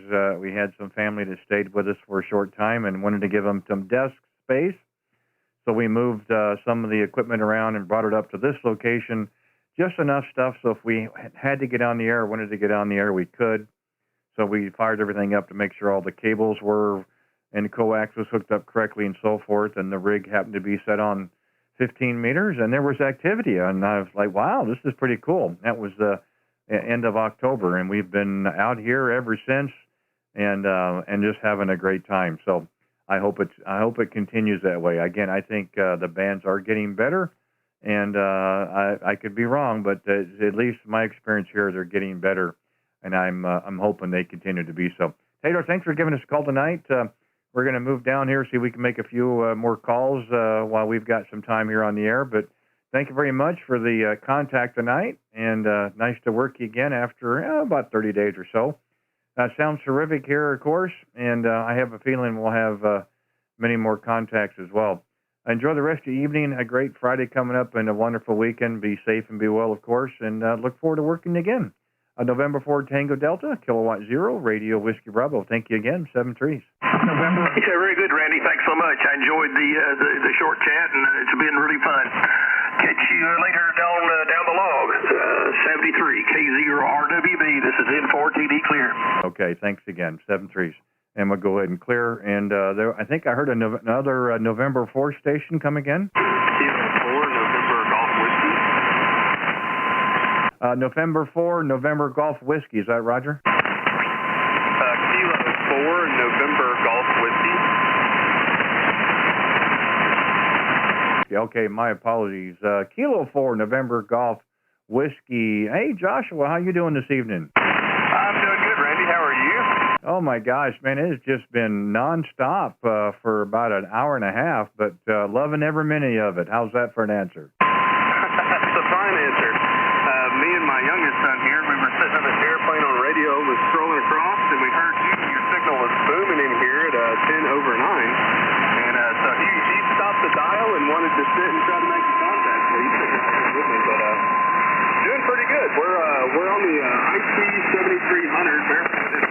Run into a dipole at about 36 feet. I don't remember the exact measurement, to be honest with you. And just playing and having some fun, making some contacts. How's it been going with you tonight? Oh, man, it's been great. And, it's amazing what you can do with 100 watts on a wire, and it doesn't take a lot to make contacts with that kind of a setup. It works better than most people realize, and I should know that myself. We're going to find out next week for sure as we go portable. But no, it sounds really good. I'm really glad that we're able to get another contact into. Well, I think you're in northern Georgia, if I remember right. If the logger is correct, put you a little bit northern Georgia. We've had quite a few around Marietta and Atlanta area and some of the outlying areas, but I'm not sure I've had one quite that far north. I don't think you're that far from the border, if I remember right, if it shows up here on the log. But it sounds good in my receive. I don't run any preamp, so the signal's what it is, but the audio is really important part. Signals 5, 5, 5, and 7. The audio sounds good as well, so you sound good in my receive there. Go ahead. Hey, excellent. I appreciate the report. I'll put it in here as a 5, 6. I'll split the difference there. And thank you so much for the audio report. This is a new microphone, actually. I just got rid of the hand mic. Got a Heil ICM on it. And it plugs straight into the radio with a little flip switch. And I'm loving it so far. It should be hands-free. I like to tinker and play and typing on the computer. So it's definitely convenient, over. Yeah, and that's probably one of the best combinations for the 7300 is that ICM. I have an ICM myself for my 7300. That's in the other shack. A good friend of mine, Armando in New York, has a 7300. He just ordered and just received the ICM microphone. Pairs up really, really well. You've got really good audio on my receive. Of course, we've got a little bit of noise on the band, of course. I think there's storms kind of rolling through a little bit north and east of me, but yeah, it sounds great, and it's a good pairing between the two. You let the microphone and the radio do their thing, and you just talk away and you make those contacts. Roger? Yeah, roger that. And I just realized I looked over at the computer and he was pointing over. My son was pointing over at my switch here. He corrected me. I'm not on the dipole currently. I'm on a vertical. I'm on the Wolf River foil, and that's the antenna that we're running. As soon as I said dipole, he pointed over at the switch and corrected me. But I just noticed that you're my first contact between you and me, and it looks like you are my first contact into Missouri as well. So I appreciate that, and thanks for coming back to my call there. Oh, that's great. Well, I'm glad. Yeah, I didn't see a contact on my log either, but that's fine. I like making first ones. And well, we got two things for you. One, we're actually live on YouTube, so our QSO is being broadcast live. It's also being recorded. So if you're interested in listening to our QSO to listen how you sound on the air with your new microphone, you can go to my channel one of two ways. You go to my QRZ page. I have a link. You can click on that. We'll take you to the YouTube channel. You look for the video of today's date, or you can go right to YouTube, go to the search bar, type in my call sign there as well, and look for the video with today's date, or it says live right now. You could fast forward to about 1 hour 25, give or take. That'd give you a pretty good idea where we started, and you can actually listen how you sound on the air. Go ahead. Oh, that's incredible. Yeah, I'll definitely have to do that. I'm curious how it sounds, and that'll help me make some adjustments, because you just never know. I've tried talking on here and then listening on the second receiver here. I've got the little IC705. That was actually the first rig that I bought. Like to go outside and in the woods a lot, so I figured I would try to merge the two hobbies together there, and I loved it. But I've used it to listen, but I'm not 100% confident that that what I'm hearing is true because it's sitting so close. So it'd be good to be able to get a second opinion on that. And so yeah, I greatly appreciate that, and that's very cool. I just pulled you up on QRZ, and so I'm gonna have to go and check you out. Did not know you were a YouTuber. And that's perfectly fine and a lot of fun. So I like to follow a couple of those guys. They're absolutely amazing and a ton of good information. So we greatly appreciate what you guys do and all the information that you put out and all the light that you bring to the hobby. Over. Yeah, well, again, it's just a little addition, to amateur radio. Again, if people who are just getting the different equipment or different microphone or transceiver. And, again, a second receiver, set of headphones doesn't necessarily mean you're going to sound like that on the air. And to this is what it really sounds like. And the reason I say that is I sound terrible in my headphones. But when I listen to the playbacks, which I do that just about every night or in the very next morning, what I hear on the air is what I sound like in person. It's about as close as you get to be in person. So that's why I know where mine is dialed in. I'm not suggesting there's anything wrong with the audio, again, but nobody knows your voice as well as you do. So you get a chance to listen to the playback and say, does that sound like me? Or is there too much compression? Do I have too much treble? Do I need to bring up the bass? The 7300 is really simple to set up, transmit audio. So it shouldn't take a whole lot for you if you want to make a change. I think it sounds great because you've got just enough of a punch there. It's not overdriven, and it's not a hot mic. but it sounds really good and received. But again, listen to it yourself and you decide there, Roger. Yeah, roger that. Well, I greatly appreciate it, and I appreciate the feedback on it. Yeah, I think I'm +2 on treble and -2 on bass here. I believe my gain is only at 18%, and I'm running compression 2 currently. And I'm sitting about 2 to 3 inches from the microphone. And but yeah, I greatly appreciate the input there on the audio, and I'll definitely be going and taking a look at that video. I'd love to hear how it sounds on the receive there. And I won't tell you it's too long. I know that I heard a couple more stations in there, but we wanted to sit, and I heard you ask a question about favorite HS bands, and so I think that was one of the things that he was wanting to pause on too. But 40 meters is probably one of our favorites.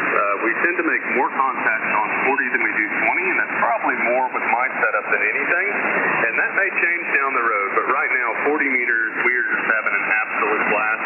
Using the Wolf River coil, it is super simple to set up or take down, and it doesn't take up much space. So I'll leave you with that and turn it back over to you, sir.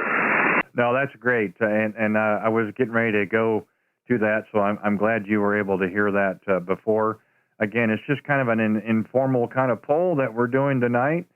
We did something similar a couple of weeks ago.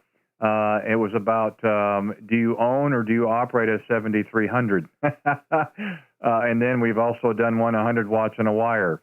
And it's just kind of a fun thing. I like that input. I like to know people's comments on different things. That's what kind of makes it fun for everybody. And again, we're usually not lacking for information. At least I don't think so. And I do solicit people's comments and questions and opinions, of course, because you can learn a lot. There are a lot of operators that have a whole lot more experience than I do, and everybody can bring something to the table. So that's kind of a cool thing. But anyway, yeah, give a look and a listen. Again, next week we're going to be in Southern Missouri Portable. We're going to try to do a live stream at the same time, a Wednesday, Thursday, possibly Friday, if everything works out. So if you're out and about and you happen to hear us and you want to work us on our portable setup, by golly, give us a call and we'll see if we can pick you up. Enjoy the rest of your evening, and you and your son there as well. Nice to have a chance to have a chat with you, and we look forward to being able to work you again. So we'll say 7-3s for now. Kilowatt 4, November Golf Whiskey, Kilowatt 0, Radio Whiskey Bravo. Thank you again, 7-3s. Kilo Tango 4, Whiskey November, KT4WN. Kilowatt 2. Yeah, just stand by, guys. Let him go ahead and clear. Joshua, you still in there? You're able to copy that? Yeah, roger that. Kilo 0, Romeo Whiskey Bravo. This is Kilo 4, November Golf Whiskey. Yeah, absolutely. I'll be looking for you on down the line, and when you guys go portable, I'll see if I can't hunt you guys out. It'd be fun to make a little contact with you guys while you're out and about. And I won't tie you up. I heard them already jumping into the call. So thank you so much for coming back to my call. It was an absolute pleasure talking to you. It put a smile on my son's face, and it always puts a smile on mine. I look forward to being able to put you in the logs again. And with that, stay safe, stay healthy, and we look forward to logging you again. 73. Okay, thanks again. You take care as well. K0RWB, Randy, Kansas City, QRZ. Kilo Tango 4, November, KT4WN. The Kilo Tango 4 station again? Yes, the call is Kilo Tango 4, Whiskey November. Name is Roosevelt. Name's Roosevelt. And Randy, I'm over in Georgia. I have worked you before. Just want to make your list this evening. How are you, sir? Oh, I'm doing good. Well, I just finished with a neighbor of yours. Well, he was a little bit north and west of you, but yeah, it's like the third contact into Georgia tonight. So I guess we've got another good little pipeline. But you sound good as always, Roosevelt. Well, thank you, Randy. You're sounding good too. I think I've only worked you in the past on my Kenwood 890, and in fact, I was going to try to get in on earlier this week, and the storms are so bad here I couldn't hear anything. But I promise you that I would come back one night on my 7300. I know you have the 7300. I think you're on your FTDX 10 right now, but this was my 7300, and so that way I'll be able to pull up the files and compare the two. So I just wanted to get it out, let you hear it, and let you know you're doing a very good job down here in Georgia. Well, you sound good in my receive as well. Signal's 5.9 and a little bit over. and the audio is how do I say it? The audio is spectacular. Well, like you said, the 7300 is so easy to set up. We had a detailed conversation before I got this rig up. I was actually looking at this or the FTDX10, and we talked for a long time.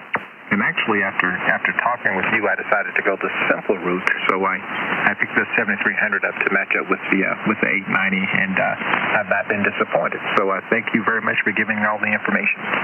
Well, again, I don't think you can go wrong with either radio. They both have pluses and minuses, and they're designed to transmit and receive. They give out 100 watts on either side. That they all kind of do things a little bit differently. This is what they call the hybrid SDR. Whether it's good or not good, I don't know. I've had no issue with it. We talked about there's definitely a price point different. The 7300s they're generally really good sounding right out of the box. I think 50% mic gain's a little bit too high. That's my opinion. But again, maybe for somebody's voice, maybe not. Mine seems to be really, really touchy with compression, so I run mine at 1. Again, I've never talked to anybody who runs the same settings that I do, and that's okay. We all have different voices, but yeah, I think you made a smart choice. It sounds terrific in my receive, but again, you'll be able to listen to it later yourself, and it sounds really, really good. Well, I tell you, it's fun to operate, and since I picked it up, I probably operate it more than I do the 890. Although the 890 will do more things, but it's just so convenient. Well, I heard a ton of stations trying to reach you, Randy, so I won't hog the frequency.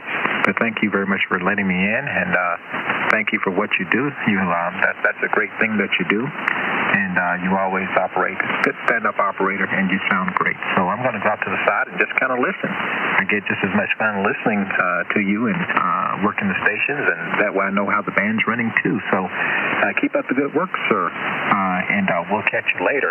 Carry on, KT4WN. Okay, 2 things before you go. One, what do you have the radio paired with? Microphone, and 2, the question tonight is, what is your favorite HF band? Okay, my favorite HF band is 40 meters. I love 40. From the time I first got licensed, I just gravitated to 40. And I have the 7300 paired up with the Icon SM30. I think I'm going to pull the trigger on the Howl, but using the SM30, Randy. Go ahead. No, it sounds good. I know several that have it paired with the ICM microphone. It does a great job. I have that mic on mine as well.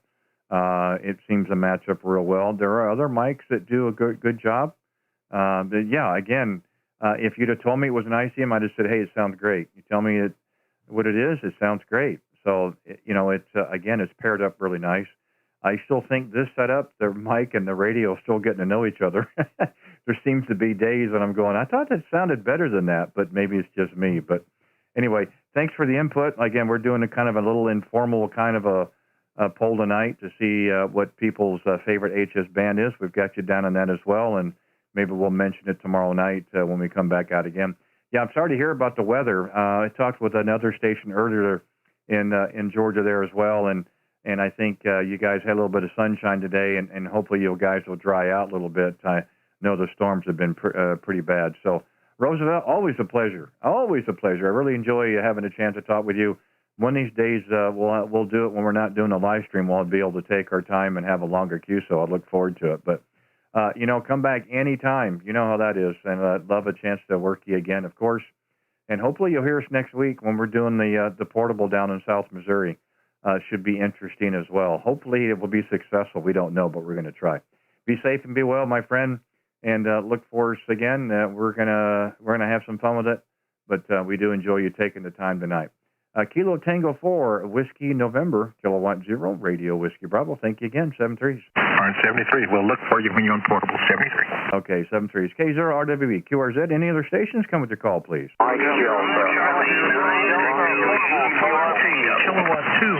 Okay, there. I did hear one. We're a couple minutes early, but we're going to do it anyway. The QRP station. Come back with your call, please. Yeah, Randy, this is Kilo India 5, Golf Kilo Kilo India 5, Golf Kilo Delta. Justin, what are you doing out there tonight, QRP? Go ahead. Well, I'm just sitting out here in the barn trying to fight off the dog and keep the mosquitoes away. Okay, so you're swatting them with one hand, you got the hand mic in the other, Roger? USL. Yeah, just out here, just playing around a little bit. Spun the dial, and as usual, you're about the loudest station on there. Well, I appreciate that. I wish I could take credit for it. I'm just going to say it's propagation and antenna. It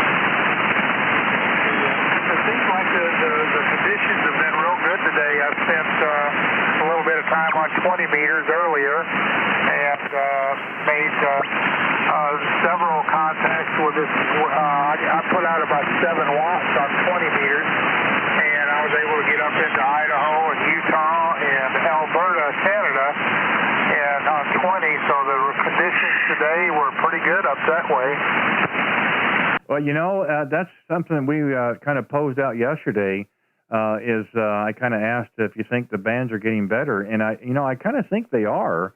I mean, I think there's a day here or there where they're probably not so good, and I think a lot of that's because of weather. But I'm not saying that the bands are going any longer as in distance, but they seem to be open a little bit longer, because I've had contacts last weekend on 20 meters.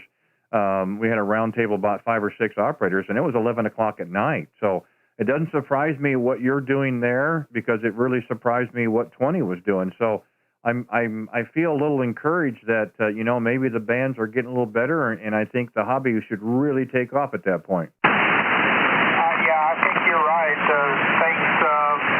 When I got back into the hobby in the fall of 2019, it seemed like there were pretty slim pickings for a while.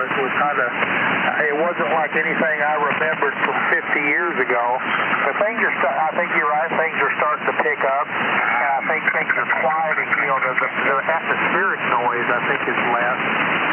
At least up here at the cabin, it's been real quiet, other than lightning crashes. So I look forward to good things ahead. Yeah, definitely.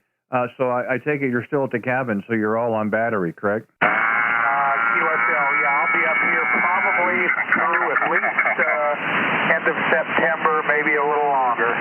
Okay, well, I thought maybe you mentioned that before, but I don't. Sometimes I don't remember what I had for breakfast that day. So if I ever forget, you be sure to remind me. But yeah, I think you mentioned that you were at the cabin. I had just forgotten the time frame. And again, your battery setup is going to be a little bit farther advanced than what mine is. We've kind of got the logistics kind of squared away for next week. We're going to be in South Missouri, and I think it looks like the portable operation will be Wednesday, Thursday, and possibly Friday as well. We're not sure yet. So we're going to be able to try to do our live stream and do some contact as well. So I'm going to kind of feel like you a little bit there on battery. Go ahead. QSL. Are you going to be running at night, or are you going to do 20 meters during the day, or how are you going to work your portable work there? Well, it should be just like we're doing now. We're going to try to do. It may be a little bit earlier. Again, I have to get with the landowner about time frame, what antenna I can put up and what I can't put up, and so forth. But we'd like to look for 7 o'clock Central, like we have here before.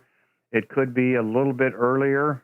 I don't think it's going to be any later. I mean, it may move up by 30 minutes or so if we have to. But those who have been here a time or two that have subscribed will get that notification on YouTube, so they'll know when I go live. I'm hoping that works. Again, we have a wireless router, so if we get cell service, we should be able to get internet service. Again, I'm hoping that it will all work. There's a whole lot of moving parts, but we're going to give it a go and see how it works. Yeah, up here, my internet connectivity is just, I turned a hotspot on my phone, and then go ahead and log in with the computer through that. So, yeah, I'll look for you next week, and hopefully everything will work out fine for you.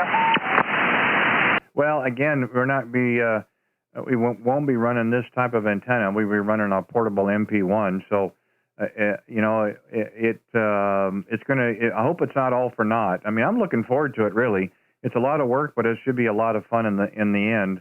And it's just something a little bit different that we thought we would kind of try to give it a go, and we'll see how successful we are. If we make some contacts, that's really the whole bottom line, is to make contacts and have fun doing it. No different than we're doing right now. So we'll see how it goes, but I'm looking forward to it, and I hope others are as well, and we can make a few contacts in the process. Yeah, take the wire with you, and what I'm talking on right now is a 40/20 fan inverted V, and I just took a string, put a weight on the end of it, pitched it up over a tree, and then tied some parachute cords to the string, drug that over, and then pulled the antenna up into the tree. And it's touching other trees, and no big deal. It seems to get up pretty good, though, so if you got some trees, you got it made. If you want to come down to Oklahoma, I got 13 acres of trees. You can put up any kind of antenna you want.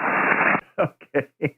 Well, that sounds good. Who knows? I may have to take you up on that. We'll see how successful this one is next week. We do enjoy portable. It has been a lot of fun in the past, and I'm hoping it will be this time. We haven't done portable and try to live stream at the same time, so that's going to be a little bit of a challenge. I hope it'll work, and if not, we'll still be making contact, so no worries. Hey, Justin, thanks for giving us a call, my friend. Always a pleasure to hear you out there. Glad to see you're up in the cabin. This is contact number 3. So that's pretty awesome. I appreciate you giving us a call again this evening, and always nice to work you. And again, I like the setup you've got. I pull your page up from time to time and tell other people that I've taught with about your battery setup, and it's quite impressive. So, hey, enjoy the rest of your evening, and be safe and be well. I'm glad you said QRP, because I was going to get at the bottom of the hour, so you were just ahead of me a little bit. So we'll say 7-3 for now. As always, be safe and be well, and look forward to working again. Kilo India 5, Golf Kilo Delta, Kilowatt 0, Radio Whiskey Bravo. Thank you again, 7-3s. Kilowatt 0, red, white, and blue. This is Kilo India 5, Golf Kilo Delta. Well, good luck on your, let's call it the red, white, and blue road tour next week. So I'll be looking for you. Talk at you later. This is KI5GKD Clear. Okay, thanks again, 7-3s. We're going to go ahead and clear with him and see if we can get a hold of Rick here real quick. He's been kind of standing by. Kilo Oscar 4, Oscar Bravo Romeo. Rick, if you're out there, K0 RWB, back to you.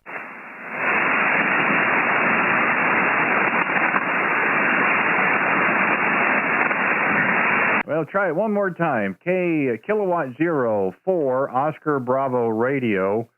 Kilowatt 0, Radio Whiskey Bravo.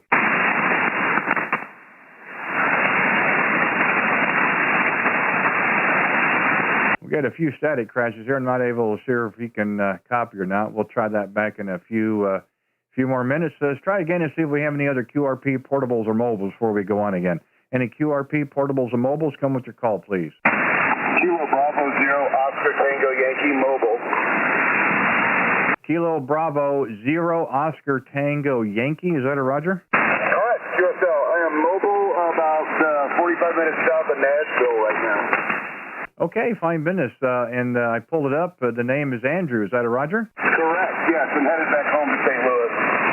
Okay, I think, let's see. I had another one that was in the St. Louis area that was portable, a little bit south of there, but you say you're outside of Nashville. Is that a Roger? Yeah, correct. I got about 6 hours of drive before I get home. Oh, that's terrific. Well, it sounds really good. I have a feeling you're a lot more successful with a mobile than I am. I just was never able to get it dialed in. I'll look at the meter next go-around, but had no problems hearing you at all that time there. Go ahead. Roger that. No, yeah, the effort, though, I put into this is minimal. I just got lucky. I think that this beat-up Jeep Liberty just makes a really good ground plane. But I did basically nothing special to make that happen. I'm just using a hand stick with an 891. Wow, that's terrific. Well, my understanding from trying it in the past and successful operators is the grounding is the big key to having a successful mobile. Would you agree with that? I've done none of it. I hear that too, but I've made zero effort to really ground anything except for the radio.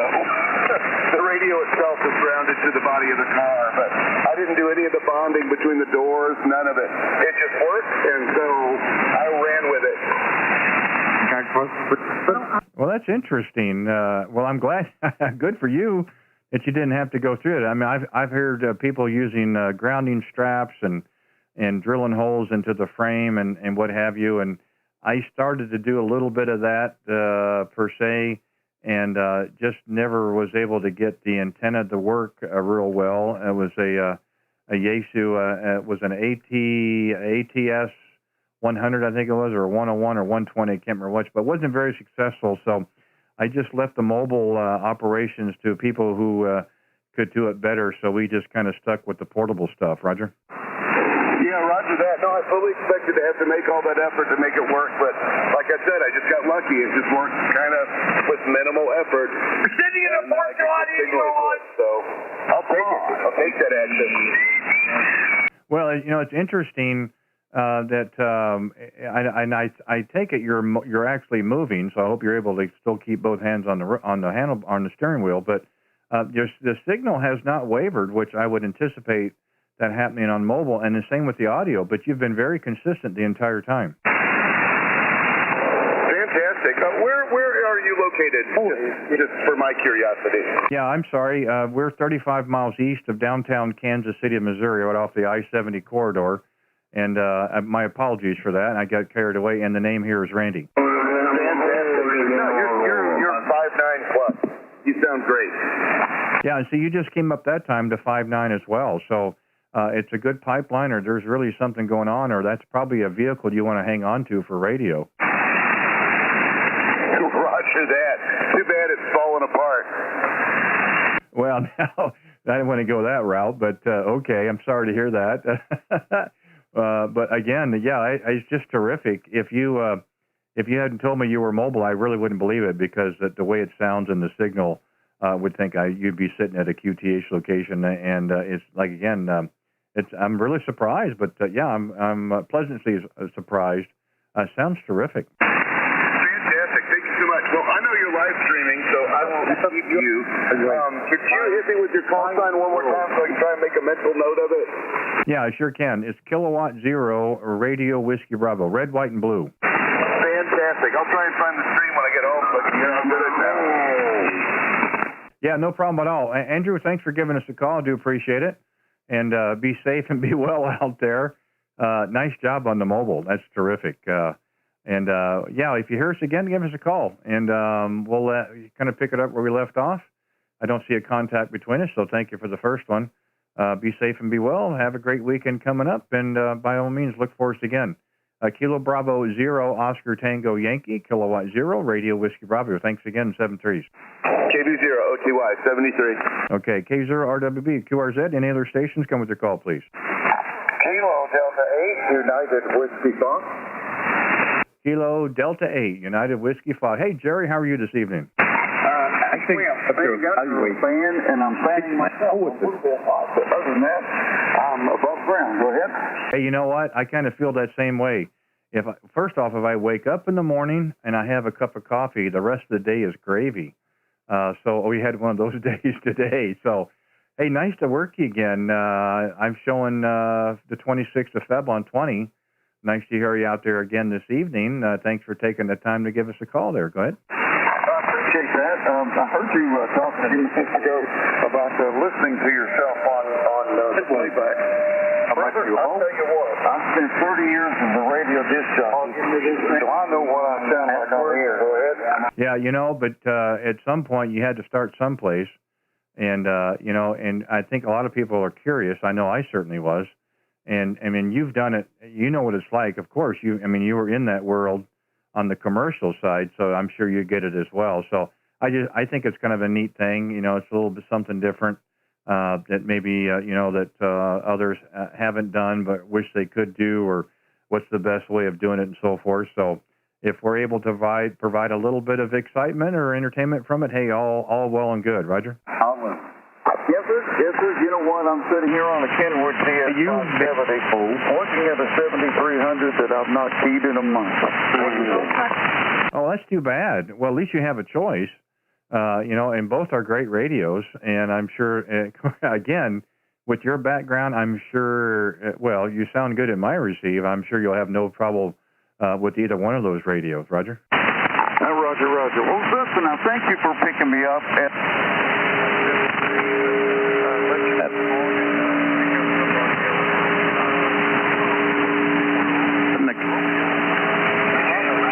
Well, Jerry, I don't know what happened. You kind of dropped off on me there, unless you miskeyed or something. I got a couple of words, and then it went blank there. I hope everything's okay on your end. Roger, 73. Okay, Jerry, thanks for giving us a call as well. Nice to work you again on a new band even, so that's great. Thanks for the call, and we'll be sure to have a chance to work you again. Enjoy yourself tonight. Be safe and Bill. Have a great weekend. Kilo Delta 8, Uniform Whiskey Foxtrot, Kilowatt 0, Radio Whiskey Bravo, 73s. K0, RWB, QRZ. Any other stations come with your call, please?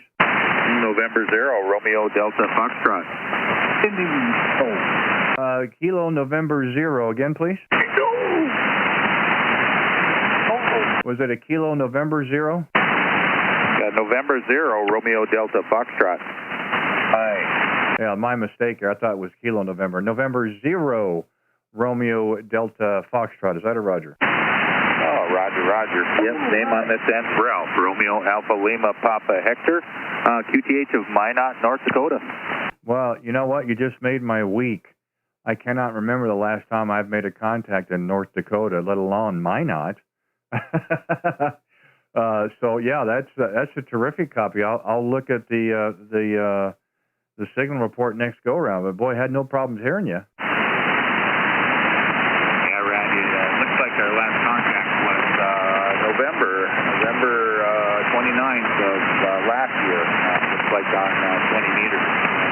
Second contact here. You're 20 over for sure. Well, I appreciate that. Yeah, and that's been a little bit of time there. I had a contact last night in Arkansas, and I could not remember the last time that happened as well. Again, I guess it's a lot of stations, stuff that's close in would be a little difficult, and I know I have that as well. Really difficult for Iowa, Arkansas. Kansas, really not too bad. Nebraska, hardly ever.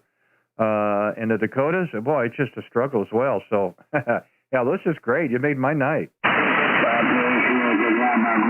Well, that's good. Yep, we're trying out a new 3-element 40-meter beam up here, and seems to be doing quite a bit of job here compared to the wire we were running before. Oh, yeah, I can certainly. I'm sure it's going to be a big difference from what you had before. Well, I don't have any preamp on anything, and then I've got a little noise on my end here, though. I don't know if we've got some weather to the northwest of our northeast of us that's affecting us a little bit, but the signal's bouncing around 5.7 to 5.9. But again, the audio is really nice. There's no problem here at all. Well, thank you very much. Yes, you're very loud up here. I seen you on the scope, and I thought, I better check it out. So, hey, it's been a pleasure. Second contact. Hope there's many more coming. KORWB, K0RWB, November 0, Romeo Delta Foxtrot, 73. Okay, Ralph. Hey, before you go, the question we're posing tonight is, what's your favorite HF band? Well, with the new beam, that's kind of a, I don't know. Looks like 40 meters is very good, but I stick around 20 quite a lot. Okay, so of those two, if you had to pick one tonight, what would it be? Well, tonight it would definitely be 40. Signals are better. I was just on 20, and it looks pretty quiet. Oh, that's great. Well, we're kind of doing an informal kind of poll, so to speak, when we're talking with different stations to get their take on it. Last night is, do you think the bands are getting better? And I think most people would agree that they're getting better somewhat. So tonight I thought, well, let's just find out what band they like. So, we've had several people comment on 40 meters.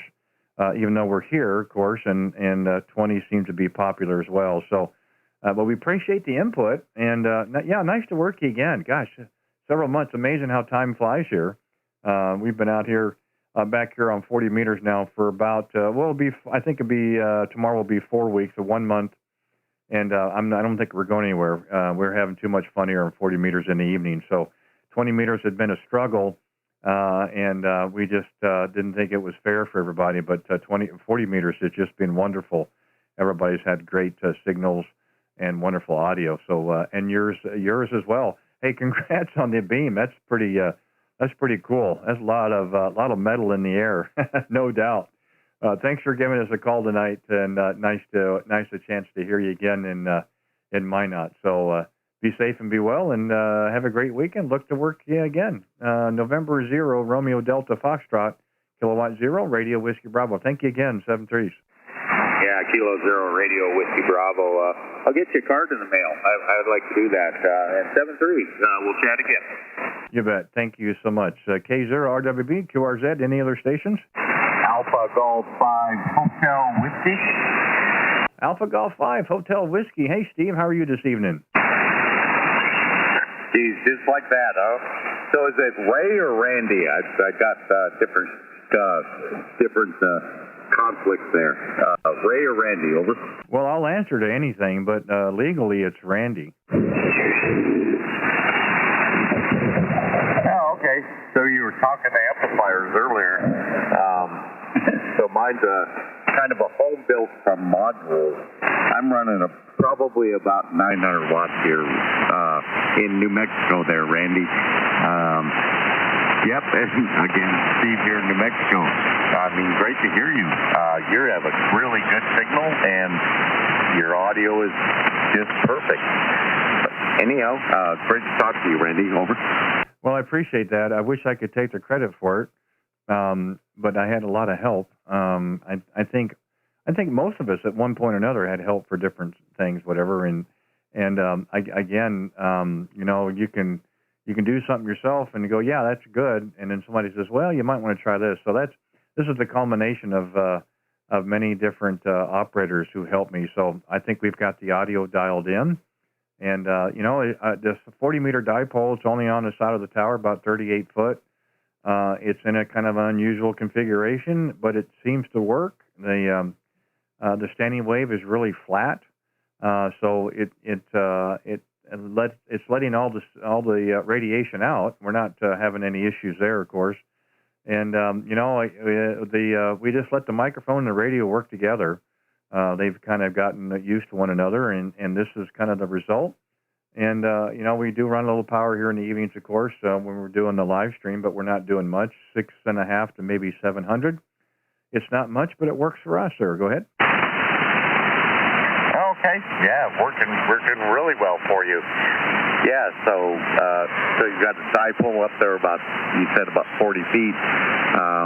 I've just got an inverted V wire in the air up there about 26 feet. And yeah, I'm running a little bit of power, but nothing much more than that. But anyhow, I mean, a great signal, and I guess your quiz for tonight is, what's your favorite band?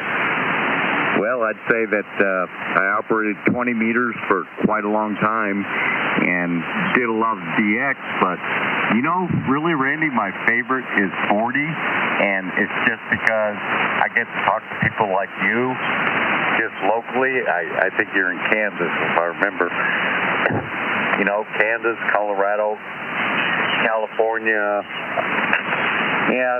Wyoming too. That was always a nice contact, but you know, just talk locally, and I just really enjoy ham radio in that aspect. Over. Yeah, that's great. And you know, your comments are not much different than some of the others, and myself included. I think I've had a lot of fun on the other bands. I think by and large, at least for the last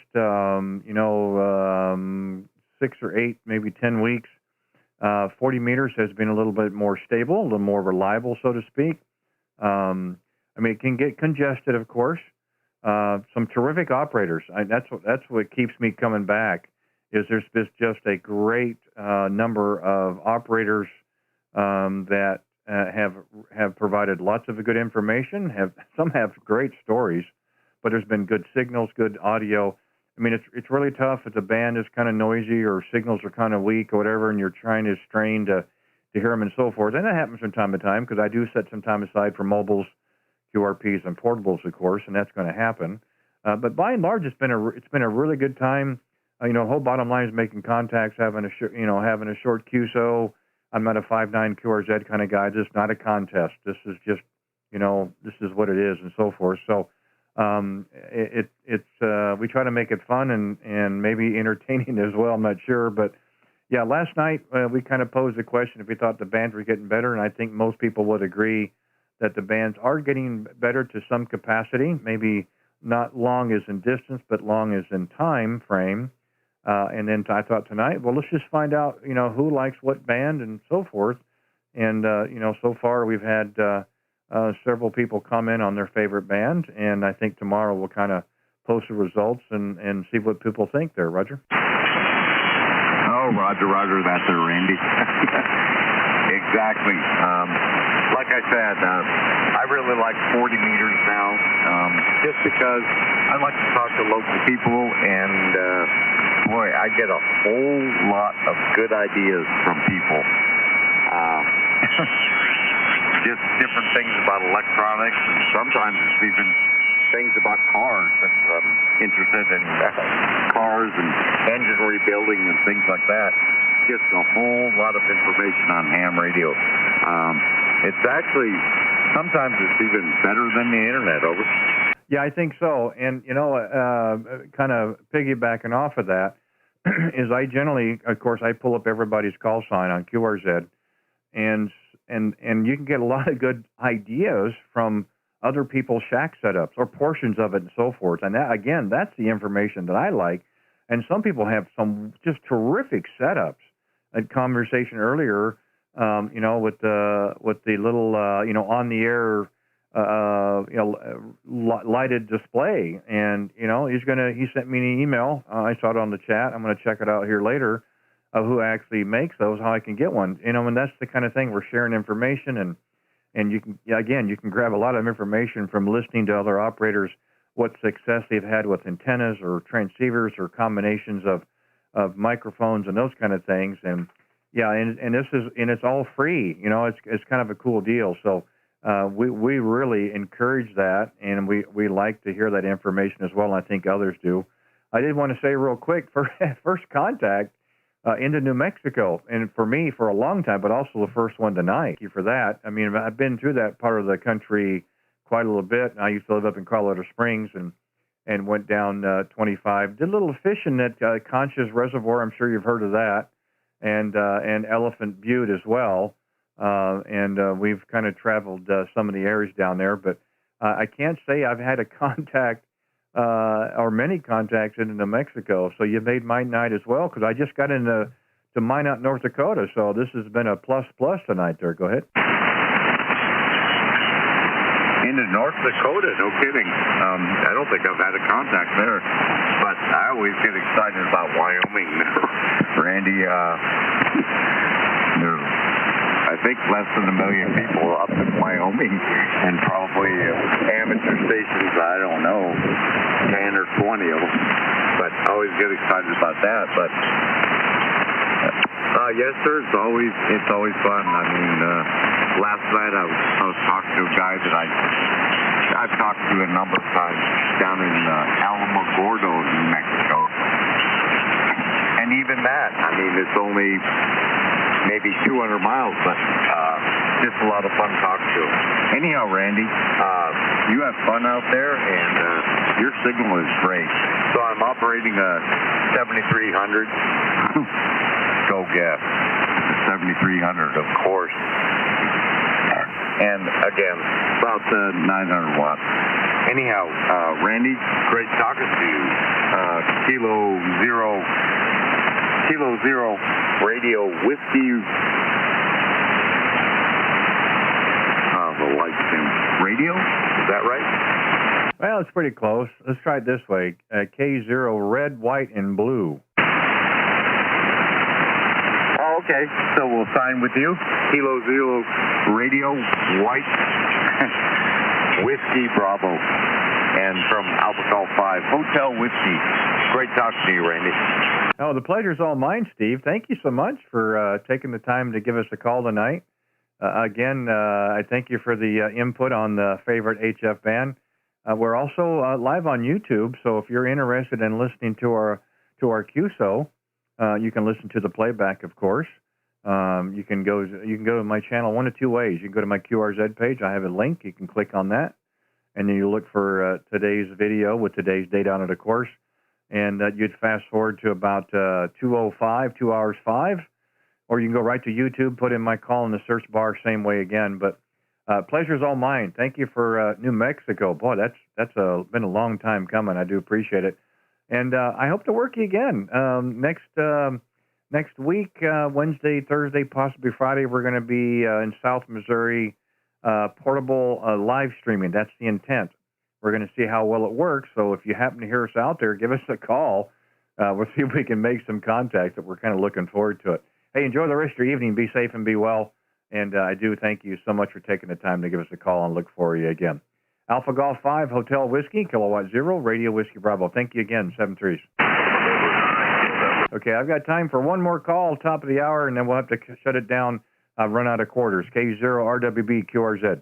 Whiskey 5, India Uniform Alpha.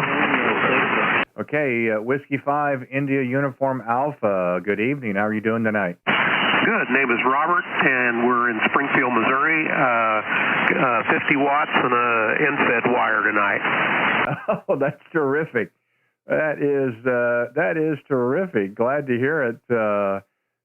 Yeah, in Springfield, no less. Well, we're not that far away. 113 miles is a straight line. I'm up in a little old Bate City, just about 35 miles east of Kansas City here on I-70. So for the last contact tonight, it couldn't work out better. Be another homeboy from Missouri there. Go ahead.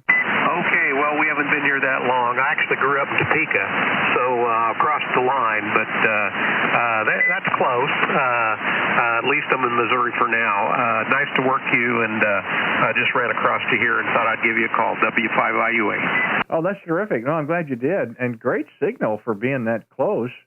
A good solid 5.7 to 5.9. Of course, we've got a little noise on the band, at least for my QTH here. And, yeah, that's pretty cool. I pulled up the logger real quick, and the first thing it showed me was Springfield. I said, well, they could be Illinois, it could be a bunch of other states, and I wouldn't have thought Missouri. But, yeah, nice to work Springfield tonight. Go ahead. Okay, great. You said something, I just, when I tuned in, you were talking about streaming. Could you repeat what you said? Yeah, we do a live stream here on YouTube. We're doing that right now. We come out here during the week, usually about 7 o'clock Central p.m. here on 40 meters. We got started a little earlier tonight, and we do a live stream on YouTube. And my channel is my call sign. You can find my live stream either from my QRZ page. I have a link, or you can go to YouTube, put in my call, and you get a chance to hear yourself on the air, what it actually does sound like versus a second receiver or playback or headphones. This is generally what you really do sound like on the air, and we started doing this about 3 or 4 months ago and having a lot of fun with it, so we're going to continue doing it there. Go ahead. Hey, that's great. One of the things I'm doing is promoting the use of OBS Studio for ham radio, and if you go to QRZ, you'll find information on the new system that I've started. It's called hams.live, and what I've done is I've taken the SDRs and pulled them into OBS Studio so you can manage them over. Well, that's what we're using. We're using the OBS suite right now, and I did pull the page up and was looking at it, and I want to give it some more of a glance. I have a hard time multitasking, trying to talk and read at the same time, so I left the page up and take a look at it. But that's a pretty neat combination of putting those two together. Yeah, one of the things we're about to do, we're writing some code right now, is we're going to have a setup so that you can pull up the S-meters from several of them at once and check signals across the country to test your signal or to select the best one. Over. Oh, okay. Would that be something in line with the Utah SDR system? I have over 500 of them in the system, and the Utah ones are in there. Almost all the Kiwis are in there. Oh, that's terrific. Well, that'd be really cool. And when do you think this thing will go live for you? Well, the system is available now. You can register and use it, but I'm talking about the enhancement. It should be by the end of the month. We should have it up. Oh, that's terrific. And since we've got you here live as well, what's the best way to get to it? Hams.live is the website.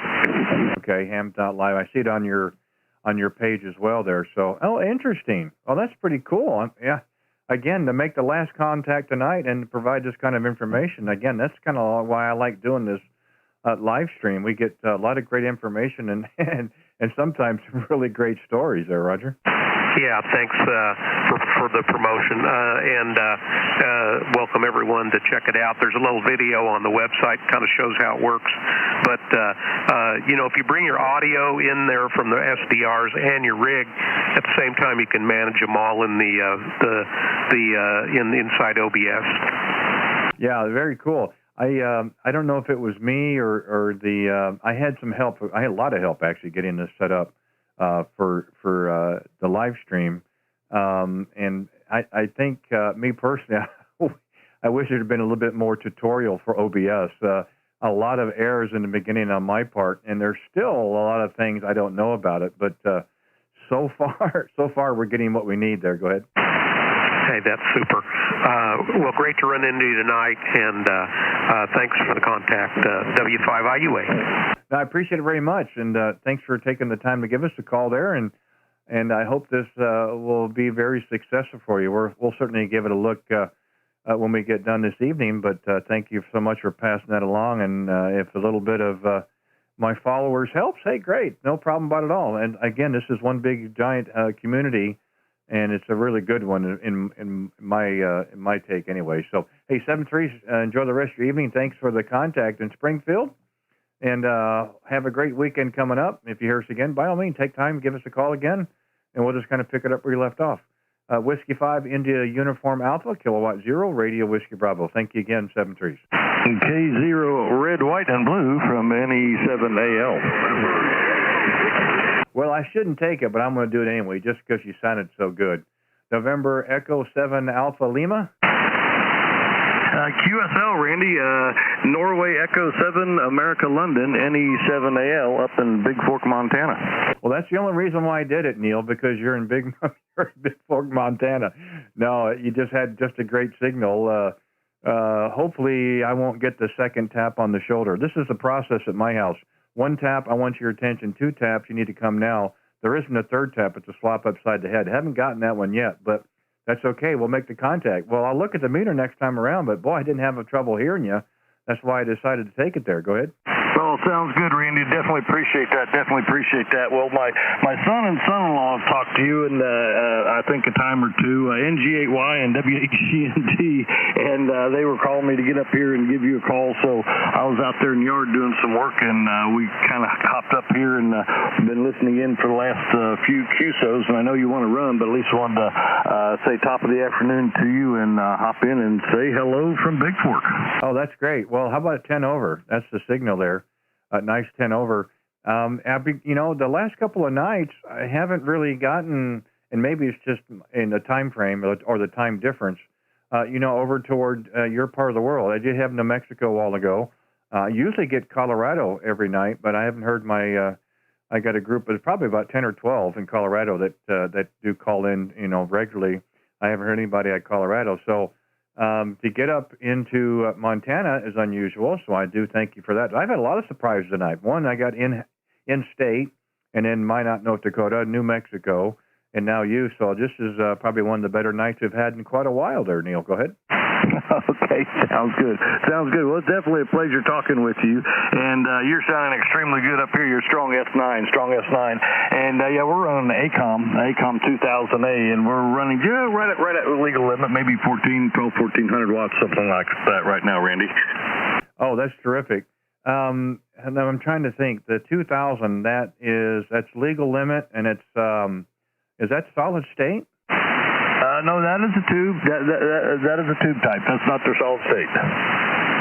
Okay, I was hesitant to go back to tube type. My other amp's an old Ten-Tec Hercules 2 solid state, and I actually was looking at purchasing the ACOM 1010.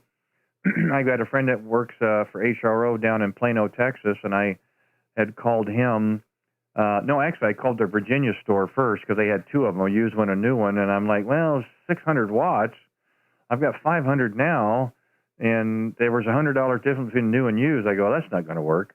They said, well, we do have this 6-month-old ACOM 1000, and I said, oh.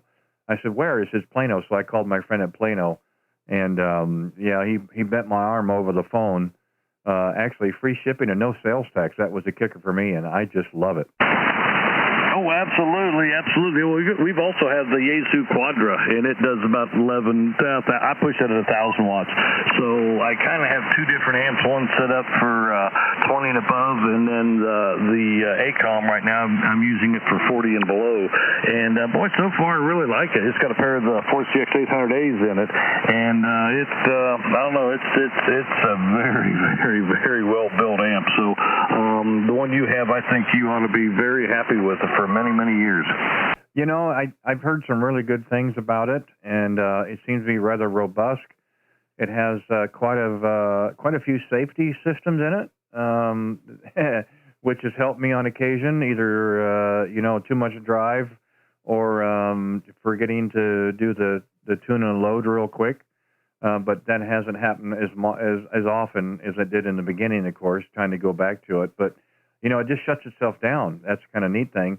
And, of course, now, and I'm sure you're doing it as well, it takes probably about less than 10 seconds to tune it. And, it's really nice. It was wired for 110, and that's how it's running. But I only run, maybe right now we're between 600 and 650 and 7. And I don't run it much more above that. And it seems to work for me.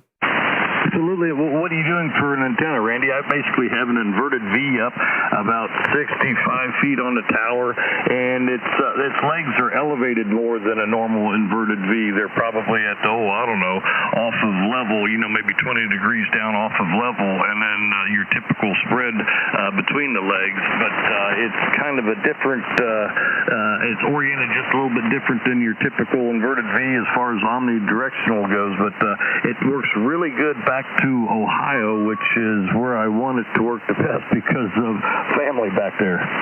Oh yeah, well that's you've got me on elevation.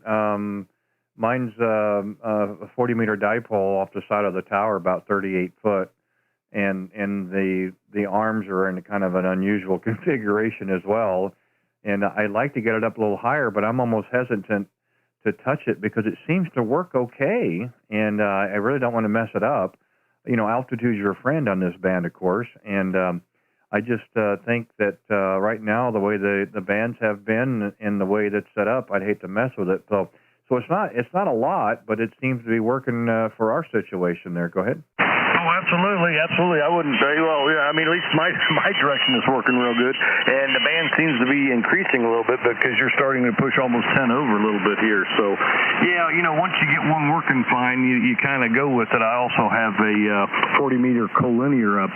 It's a full wave 40-meter fed with ladder line, and it's facing Zero Land, which would be, Colorado and all, and it's kind of more directional. I don't know. It's supposed to have just a little bit of gain over the dipole, but boy, I tell you what, the dipole, in all practical purposes, works just as well, if not better, than that full wave, the collinear.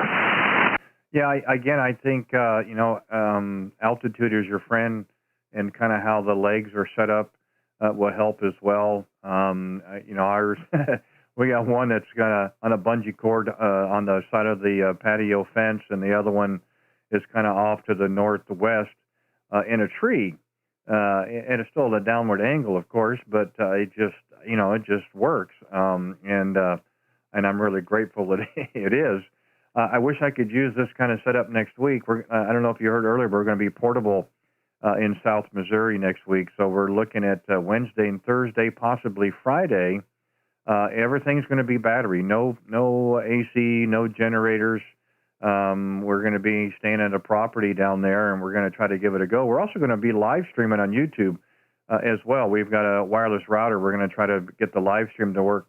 We're doing that now, of course, but we're going to be on 40 meters, so depending on what real estate I have, it's either going to be another dipole, or I've got an MP1 by Super Antenna, which is a manual screwdriver. So we'll have ground radials cut for 40. We're going to give it a go. So who knows? Maybe we'll get another contact into your part of the world. Oh, absolutely. We will definitely be looking for you. I mean, are you going to be on any particular time of the day, Wednesday, Thursday, and Friday, or what? Well, at this point, the plan is, again, about 7 o'clock Central. I wouldn't want to go any later. It might be a little bit earlier. And what I've told folks earlier that are following me on the channel, they hit the little notification bell. They'll get notified on YouTube that I'm going live.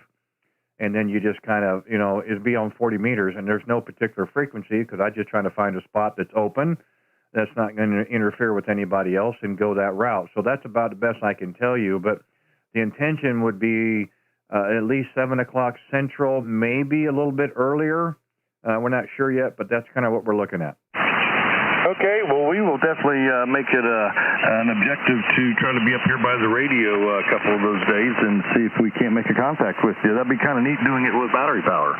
Yeah, again, we're going to be at the mercy of the conditions and the antenna. We've used the antenna before because we'll have our analyzer with us, and we'll dial it in the best we can for 40, and it's worked pretty well in the past. So we're gonna try to see just how well it works. I mean, I'm hoping it's going to be successful. It could be an absolute failure, and even if we're not able to live stream, we're still going to be trying to make some contacts. So that's the whole idea is to have some fun with it, and we'll see where it goes. But yeah, I'm looking forward to it. I'm hoping we can make some contacts, either some new ones or some repeat contact as well, and just see just how far we can reach with it. Sounds good here, Randy. Sounds real good. Alrighty, well, hey, I tell you what, I'll let you run because I don't want to be the one that caused the third slap, and I do know what those are like. So, geez, it sounds good, and we will definitely look for you, and definitely enjoyed it, and very good sounding signal up here into northwest Montana. And boy, I tell you what, it was just a banner day here today. To give you a real quick rundown, I'm a contractor. We're doing some work up in Glacier National Park, and it was almost 80 degrees up there today, and I got sunburn. Oh my gosh! So spring, we got a real early spring or summer day here. So 80 for this time of the year for us is kind of not unusual, but it's not normal. But it was bright and sunny today. So K0RWB from NE7AL up in Big Fork. Randy definitely enjoyed it, and we will look for you next week. Okay, Neil, sounds good. Before you go, the question I'm asking everybody tonight is, what is your favorite HF band? Oh, boy. I would say I'm split between 40 and 20 right now because they have been consistent through this downward sunspot cycle. Okay, that sounds good. So of those two, you got to pick one. Oh, boy. Right now, I'd have to say 40. Okay, fair enough. Last night, the last two nights, I kind of posed the question, do you think the bands are getting better? And I think the consensus was they are. Before, I kind of took a little informal poll of who was operating 100 watts in a wire. And then before that was, are you operating or do you own a 7300? So we're trying to have some fun with this, of course. And then tonight I thought, well, let's take it one step further and find out what favorite band people are. You're certainly not the only one who thought about 40 meters. We've had a few others.